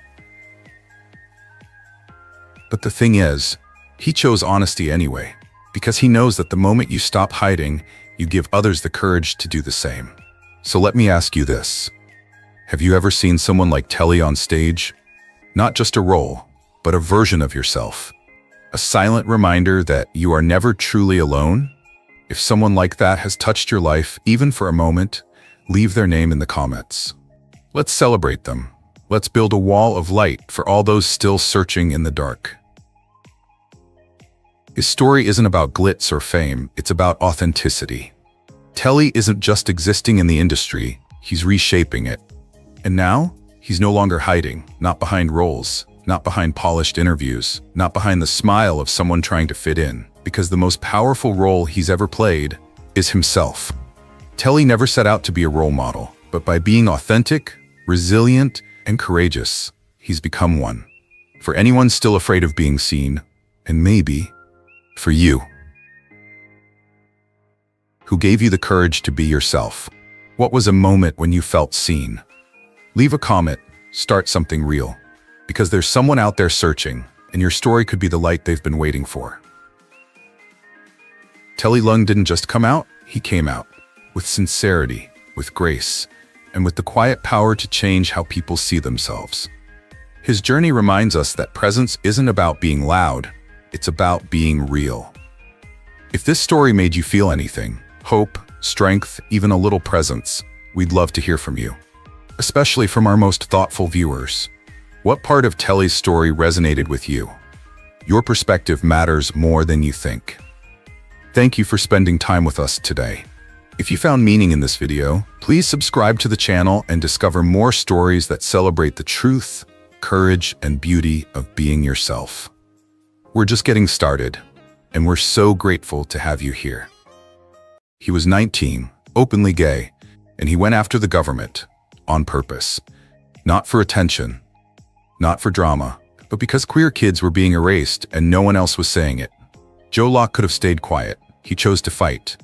But before he stood up for millions, he had to find his voice in a place that barely let him whisper. Let me start with a question. Have you ever felt like you were just born in the wrong place? Not in a dramatic movie trailer kind of way. I mean in that quiet, aching kind of way, where everything around you feels too small for the dreams you haven't even dared to say out loud yet. That's exactly where Locke's story begins. Not in Hollywood, not in some bustling theater district, but on a tiny, wind-swept island between England and Ireland called the Isle of Man. Now pause. How many of you just Googled that? No shame. It's okay. Most people outside the United Kingdom have never heard of it, but that's kind of the point, isn't it? Imagine growing up somewhere so small that your story already feels written before you hit your teens. Where tradition isn't just respected, it's expected. Where boys play sports, girls wear pastels, and queerness is something whispered if it's mentioned at all. Joe was born into that kind of place in 2003. He was quiet, observant, sharp, but soft-spoken. Not the kind of kid who demanded attention, but the kind who noticed everything. You know the type. Always watching, always wondering. Not quite fitting in, but never trying to force it either. That was Joe. From a young age, he knew he didn't move through the world the same way the other boys did. He didn't know the label for it. He just knew that his favorite place wasn't the football field. It was anywhere he could pretend to be someone else. Because for Joe, acting wasn't about escaping, it was about expanding, becoming, breathing. And if you're watching this and nodding right now, yeah, I see you. The drama kids, the theater nerds, the quiet rebels who found refuge in made-up characters because being yourself didn't feel safe yet. Joe was one of us. His first experiences with performance came through school plays, local productions, tiny stages with squeaky floorboards and mismatched costumes. But to him, they were everything. Each role, no matter how small, gave him space. Space to explore, to emote, to exist. And while other kids were dreaming of getting out of math class, Joe was dreaming bigger. He was memorizing lines, studying performances, watching YouTube interviews of actors and wondering, could that ever be me? But here's the thing. In a place like the Isle of Man, ambition like that doesn't get applause. It gets side eyes, it gets don't get ahead of yourself, it gets you're dreaming too big for a place like this. And yet, Joe didn't back down. He just worked harder. By the time he was 15, he applied to the National Youth Theatre in London. That's a massive leap. Think about it. Most kids his age were still figuring out how to get through Monday. Joe was auditioning for one of the most competitive youth programs in the United Kingdom. And guess what? He got in. Let's stop there for a second. Because I want you to really let that sink in. A soft-spoken teenager from a tiny island who had never even seen the kind of stages he dreamed of, bet on himself. He sent in a tape, he packed his bags, and he went. Now, have you ever had a moment like that? Where everything in your world was telling you to stay small, to be quiet, to follow the rules, and you still took the leap anyway? If you have, you know how terrifying and beautiful that moment is. And if you haven't, maybe Joe's story is the reminder you needed that the leap is worth it. London was a culture shock in the best way. Here was a city full of people who walked fast, talked loud, dressed weird, and didn't care who was watching. For the first time in his life, Joe didn't feel other. He felt possible. He trained, he studied, he observed, and slowly, the boy who used to shrink himself started to expand. Not with arrogance, but with purpose. He began to imagine a life where he could be himself and be seen, where he didn't have to choose between being real and being successful, where his softness wasn't a weakness, but a superpower. He still had no connections, no fancy last name, no agent whispering promises, just that same quiet fire. And then one day, it happened. A casting call, open to the public, Netflix, a new series, something about two boys falling in love. No pressure, right? Joe filmed a self-tape in his bedroom. No ring light, no glam, just raw truth, unfiltered emotion, and that same dream he carried since he was a kid, with a borrowed script and a heart full of questions. And he hit send. He didn't know it yet, but that video was about to change everything. And just like that, everything changed. Joe didn't know it at the time. He was just a kid in a hoodie, sitting on his bedroom floor, sending in a self-tape like 1,000 others. He didn't have high hopes. Why would he? Netflix? Open casting? It sounded like a lottery. The kind meant for kids with perfect jawlines and famous last names. But someone, somewhere, watched his tape and didn't just see a character. They saw something real. Not the polished kind of real. The kind that trembles a little when it speaks. The kind that feels like a secret you forgot to keep. The kind that makes you stop scrolling, lean in, and say, wait, that's me. Joe got the role. He was going to play Charlie Spring, a gentle, anxious, openly gay teenager navigating his first real crush at an all-boys school. And if you've seen Heartstopper, you already know, this wasn't just another teen drama. It was a quiet revolution. Now I want you to think back to the first time you saw yourself in a character, like really truly saw yourself. Not just a stereotype or a sidekick or a punchline. I want you to remember how that felt, because for millions of queer teens around the world, Joe Locke was that moment. And no one was more aware of the responsibility than Joe himself. He wasn't just playing Charlie. He had been Charlie. He knew what it was like to sit in a classroom and wonder if anyone else felt the same way. He knew the stomach drop of a glance held too long, the fear of being found out, the craving to be understood. So when the cameras rolled, he didn't perform. He remembered, and something magical happened. Heartstopper didn't rely on trauma. It didn't sensationalize queerness. It didn't kill off its gaze for shock value. It offered something radical: joy, tenderness, a first love that felt safe. And Joe made it sing. He wasn't the loudest, he wasn't the flashiest, but his vulnerability was electric. Every hesitation, every soft smile, every moment of self-doubt, it landed, because it was honest. Now imagine this. You go from being a total unknown to having millions of people DM you, tag you, meme you, cry over you. Overnight. That's what happened when Heartstopper dropped in 2022. The fandom exploded. Tumblr was back. TikTok edits flooded in. Fan art, love letters, tattoos. And through it all, Joe stayed Joe. He was grateful, overwhelmed, and maybe a little stunned. He hadn't trained for fame. He had trained for truth. And yet, here he was. On red carpets, in interviews, on stage at Pride events with Alice Oseman and Kit Connor, waving to crowds of people who finally felt seen. But fame is a funny thing, isn't it? It doesn't care how ready you are. It just shows up, loud and fast. And when you're young, queer, and still figuring yourself out, it can get complicated. Joe suddenly found himself in a strange new space. Praised for being brave, pushed to speak, expected to represent, and he handled it with grace. Not perfection, not polished PR answers, but grace.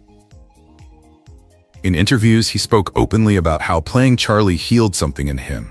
That, for the first time, he felt like he didn't have to split himself into parts. That maybe, just maybe, softness was power. He wasn't trying to be a role model, but let's be honest, he became one anyway. Because when you stand in your truth, especially in front of the whole world, people notice. People follow. People hope. I want to pause and ask you something. Have you ever seen someone live so honestly that it made you braver? Has someone else's truth ever unlocked your own? For thousands of queer kids, Joe Locke was that key. But here's what made it even more special. Joe didn't come out because of fame. He had already been out.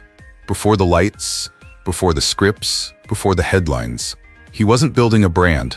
He was building a mirror. And every time he spoke, he widened it just a little more, so others could see themselves too. As Heartstopper took over the internet, Joe didn't get louder. He got deeper. He talked about mental health, about growing up gay in a conservative place, about body image, gender expression, and why queer stories deserve softness. And you could tell it wasn't strategy, it was survival. Because for every fan that said thank you, there were trolls who said tone it down. For every message of love, there was a thread of hate. But Joe, he kept showing up. He once said, "There's no such thing as being too much of yourself." And that line stuck with me. Maybe it stuck with you too. Because in a world constantly asking queer people to shrink, Joe Locke expanded, with kindness, with vulnerability, and with the kind of strength that doesn't come from shouting, but from choosing not to hide. Here's the thing about getting what you always dreamed of. It rarely comes the way you imagined. Joe Locke had landed the role. He'd made people feel something. He became the face of one of the most loved queer love stories in modern streaming history. And now, the world knew his name. But what happens after the applause? When the confetti settles and the comment sections fill with strangers who think they know you, what do you do then? Because fame doesn't come with a manual. Especially not queer fame, especially not when you're 19. Especially not when your entire identity suddenly feels like public property. Joe was still just trying to be Joe. He wanted to go for walks, scroll through memes, eat whatever without someone commenting on his body, his outfit, his posture. But now, everything he did was under a lens. Every pause in an interview was overanalyzed. Every red carpet photo was dissected. Every friendship was speculated into a romance. And every sentence he spoke about being gay was either celebrated or torn apart. You feel that? That pressure in your chest just hearing it? Yeah, imagine living it. Joe handled it better than most, but he wasn't immune. He wasn't a brand. He was a boy becoming a man. On camera, in real time, while the whole internet watched. There were days it weighed on him. He once shared how exhausting it was to constantly be expected to educate, inspire, and smile, all at once. But here's what set Joe apart. He didn't run from the weight. He learned to carry it, on his own terms. And somewhere between the viral tweets and the magazine covers, something shifted. Joe began to speak, not just as Charlie Spring, but as himself. His voice got clearer, sharper. Still kind, but more rooted. He started saying things like, "There's no one way to be queer. We need stories that don't end in tragedy. I want people to feel less alone because I know what that feels like." And you know what? People listened, not because he shouted, but because when he spoke, it mattered. He started opening up more about his own struggles, not in a way that begged for sympathy, but in a way that made space for others. He talked about body image, how hard it was growing up gay and feeling like your body never looked right. He talked about masculinity, how queerness is constantly judged against how manly you seem, as if softness is some sort of failure. He even talked about therapy, about learning to take care of his mind as much as his career. And let me just say, if you're a young queer kid hearing that from someone who looks like you, sounds like you, feels like you, that's not just representation, that's relief. But Joe wasn't trying to be perfect. In fact, he was kind of over that idea entirely. In one interview, he laughed and said, "I have bad days, I get stuff wrong, I'm not always articulate, I'm learning as I go." That honesty? It hit different. Because in a world full of PR polish, here was a rising star saying, "I'm still figuring it out, and that's okay." I want to pause and ask you something here. When was the last time you gave yourself permission to be unfinished? To be messy and human and in progress? Because Joe did that publicly, and in doing so, he gave us permission too. But don't get it twisted. He wasn't just surviving fame, he was reshaping it. Instead of letting others define his voice, Joe began defining it himself. He curated less. He expressed more. He started sharing art that moved him, queer poetry, books, music. He posted photos that weren't perfectly filtered, but real. He showed up at Pride events not just to wave, but to march. He even began writing, scripts, essays, speeches, anything that gave him more control over his own narrative. And slowly, Joe stopped being seen as just the guy from Heartstopper. He became something bigger. He became a voice. Not the loudest, not the most experienced, but one that rang true. And for so many of us, especially young queer people, it was the kind of voice we needed. The kind that says, you don't have to have it all figured out, you don't have to be perfect to be powerful, you just have to be honest. And that's brave. Because let's be real, it's easier to play a character than to be yourself. It's safer to hide behind scripts, likes, trends, but Joe didn't hide. Even when it was hard, even when it was awkward, even when it felt like too much. And that's why people follow him, not just fans, but believers. Because at some point, Joe Locke stopped being a breakout actor. He became a quiet kind of leader. The kind who doesn't stand on a stage screaming but sits beside you and says, "Me too." There's this funny thing that happens when your breakout role is too good. People forget it's just a role.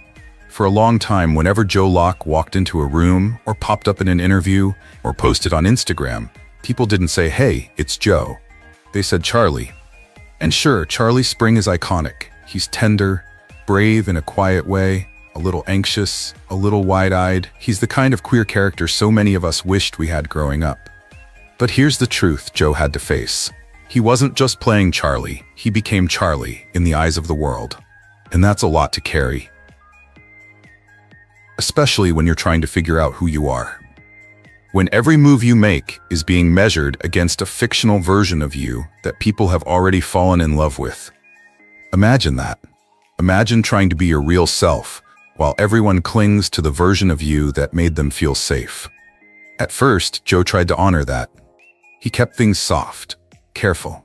He stayed close to the Charlie Spring image, polite, gracious, emotionally available. But after a while, he started to itch under the costume. Not because he didn't love Charlie, he did, but because Joe was more. More curious, more complex, more bold than anyone expected. And when he felt that shift inside him, that push to grow beyond the box, he didn't resist it. He leaned in. That's when we started to see something different. He cut his hair. He started experimenting with fashion, sleek suits, bold textures, colors that said "watch me" instead of "don't notice me." He showed up to interviews with a little more edge, a little more fire, and most importantly, he started choosing roles that had nothing to do with Charlie Spring. One of the first major moves was Marvel's Agatha, Coven of Chaos. It was unexpected. A queer teen actor from a Netflix drama, suddenly in the MCU? Yes. And it made perfect sense. Because Joe wasn't chasing comfort, he was chasing stretch. He wanted to play darker, stranger, more layered characters. He wanted to test his own limits, not just as an actor, but as a human being. And honestly, isn't that what growth is supposed to look like? But here's what I loved most about that period. Even as Joe tried on new artistic skins, he never abandoned his core. He didn't become cynical. He didn't distance himself from his past. He just kept evolving, honestly, unapologetically, and a little messily, which, let's be real, is the best kind of evolving. And if you look closely at his interviews during that time, you'll notice something else. The confidence in his voice. Gone were the moments of nervous glancing to the side. Gone were the careful, media-trained sentences. He started saying things like, "We need to let queer people play everything, not just our own trauma." Being visibly gay in this industry shouldn't feel radical, but it still does. I want to surprise people, especially the ones who think they already know me. And that was Joe reclaiming his narrative. He wasn't just a breakout star anymore. He was building a career. He was building art. And fans, we started to notice. We saw the shift, from sweet to sharp, from soft to layered. He didn't lose his kindness, he just stopped keeping it behind glass. It's the kind of transformation you don't see often in young actors, because too many get stuck. They either play it safe, or they burn out trying to prove they're something else. But Joe? He navigated that middle space with grace. He honored where he came from, but he didn't let it define where he was going. I want to pause here and talk to you. Have you ever felt trapped by how others see you? Like no matter how much you grow, they still treat you like a past version of yourself? It's frustrating, isn't it? But maybe the answer isn't to scream, "I've changed." Maybe it's to keep changing anyway. Let the people catch up. That's what Joe did. He kept showing us who he was becoming, not with grand announcements, but with small, intentional choices. The roles he took, the projects he supported, the people he lifted up. He began championing queer artists, young creators, stories that didn't fit the mold. He posted about queer authors, musicians, playwrights. He used his platform not just to shine, but to reflect.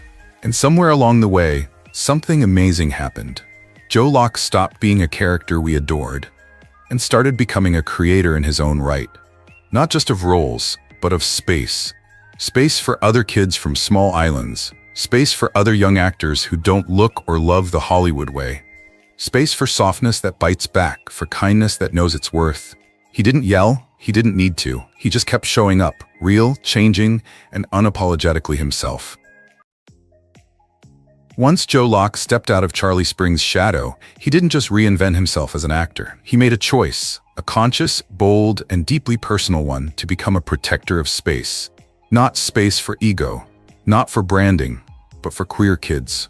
Kids like him. And he didn't announce it. He didn't post a mission statement or launch a headline-grabbing foundation. He just started doing the work, quietly, repeatedly, intentionally. One of his earliest and boldest moves? Writing an op-ed for The Independent that called out the British government's failure to provide inclusive sex education. Now pause for a second. How many 19-year-old actors use their first big platform not to pose on red carpets or sell merch, but to take on the education system? Joe didn't just say we need better education. He detailed how LGBTQ+ youth are erased, neglected, and often left to learn about themselves through shame, silence, or worse, trauma. He wrote, "Queer young people are being failed by a system that treats our existence as an optional footnote." That line didn't come from a PR team. It came from a kid who remembered what it felt like to sit in a classroom and never see himself in a textbook. And that op-ed? It caught fire. Teachers discussed it in faculty rooms. Students shared it in group chats. Queer teens printed it out, underlined sentences, handed it to adults, and said, "This. Please read this." But Joe didn't stop at words. He started showing up to panels, roundtables, school initiatives, not to speak at queer youth, but with them. In one school visit, a student asked him, "Do you ever wish you weren't so visible?" Joe took a long pause, then said, "Some days, yes. But if my being visible makes even one of you feel safer, then that's a day I don't regret." It wasn't a performance. It was a promise. He became that kind of presence, the kind that reminds you the room is okay to be in, that you're not asking for too much just by existing. And outside the classrooms and interviews, Joe's Instagram quietly turned into a lighthouse. He reposted queer art, shared mental health resources for trans youth in crisis, tagged queer writers and young creatives with under 1,000 followers. He used swipe-up links not for product drops, but for donation pages and emergency support lines. No hashtags, no brand deals, just help in real time. One of the most powerful things he ever did, amplify voices under attack, without making it about himself. When anti-LGBTQ+ bills were rising in the United Kingdom and United States, Joe didn't just tweet, "Love is love." He called out politicians. He shared verified legal links to resources. He posted protest guides.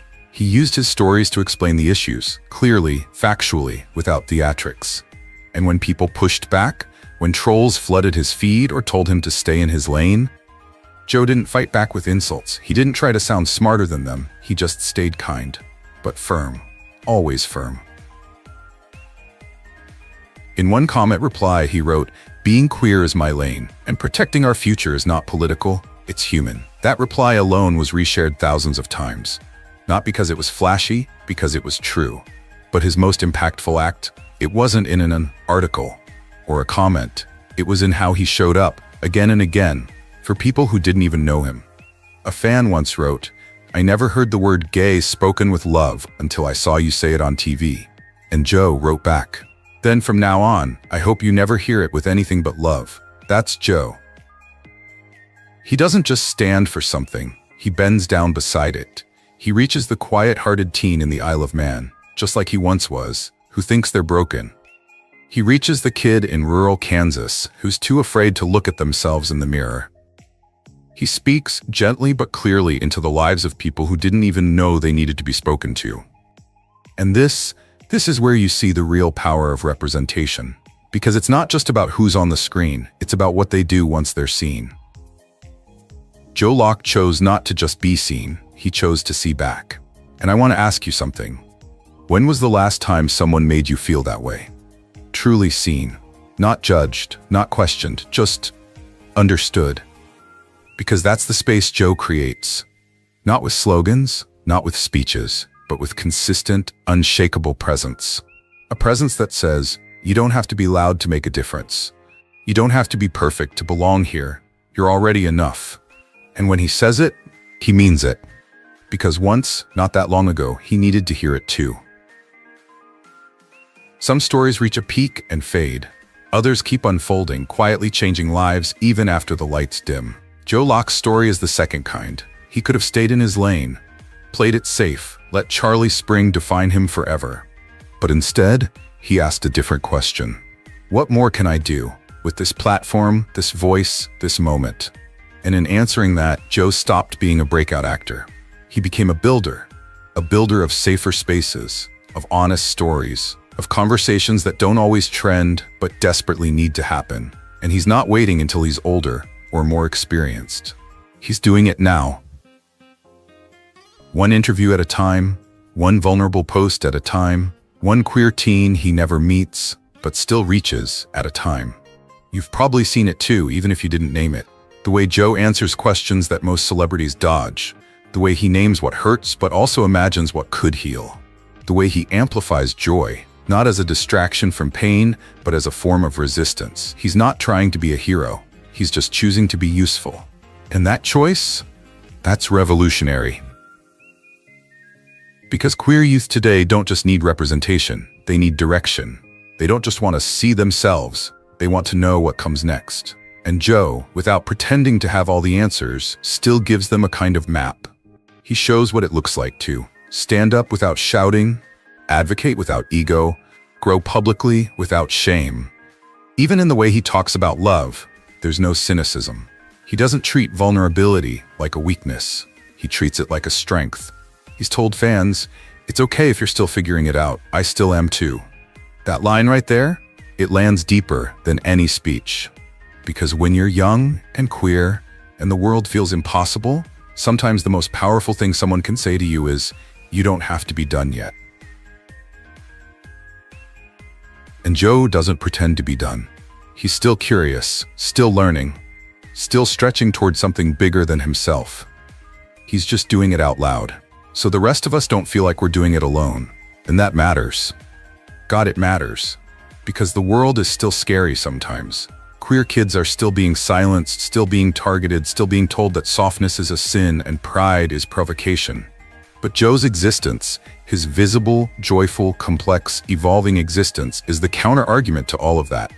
He says, no, we belong, not in the margins, not in the shadows. We belong in the center, in full color, with our stories intact. And I want to ask you something right now. Yes, you watching this. What would it feel like to live your life that way? Unfiltered, unapologetic, not perfect, but present.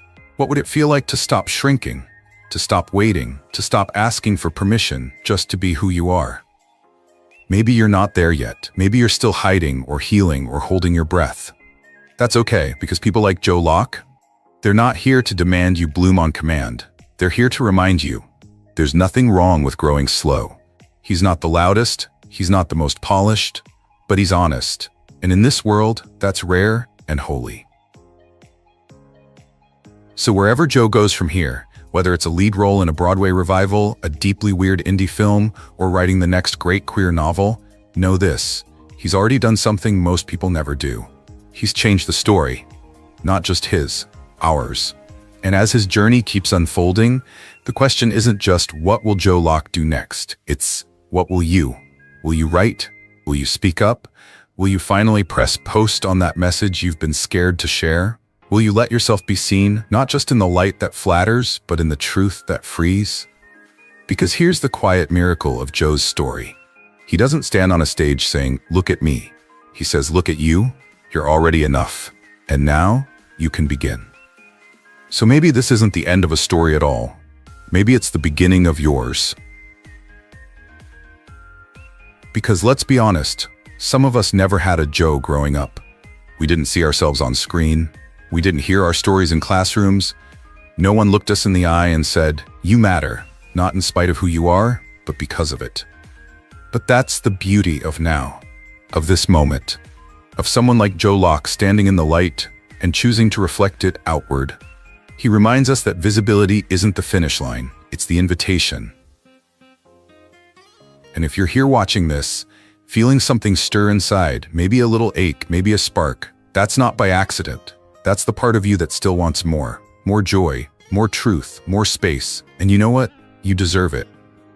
Not when you're braver, not when you're thinner, louder, clearer, queerer, but now, exactly as you are. Because the most radical thing you can do in a world that teaches you to hide is to show up anyway. And if Joe Locke could do it, a shy kid from a tiny island with no blueprint, no spotlight, just a beating heart and a love for the stage, then maybe you can too. Not for applause, not for followers, but for the freedom of finally living in your own skin.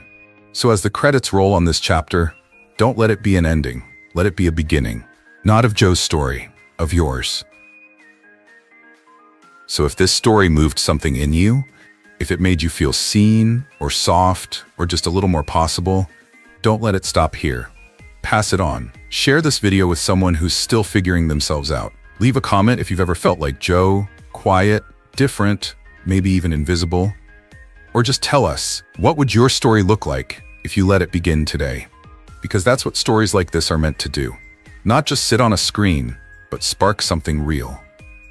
Here, we believe queer stories aren't side plots. They're the heart of something bigger, something human, something healing. So if that's a journey you want to keep taking, hit like, subscribe, and stay with us for the next one. Because your voice, it belongs here too.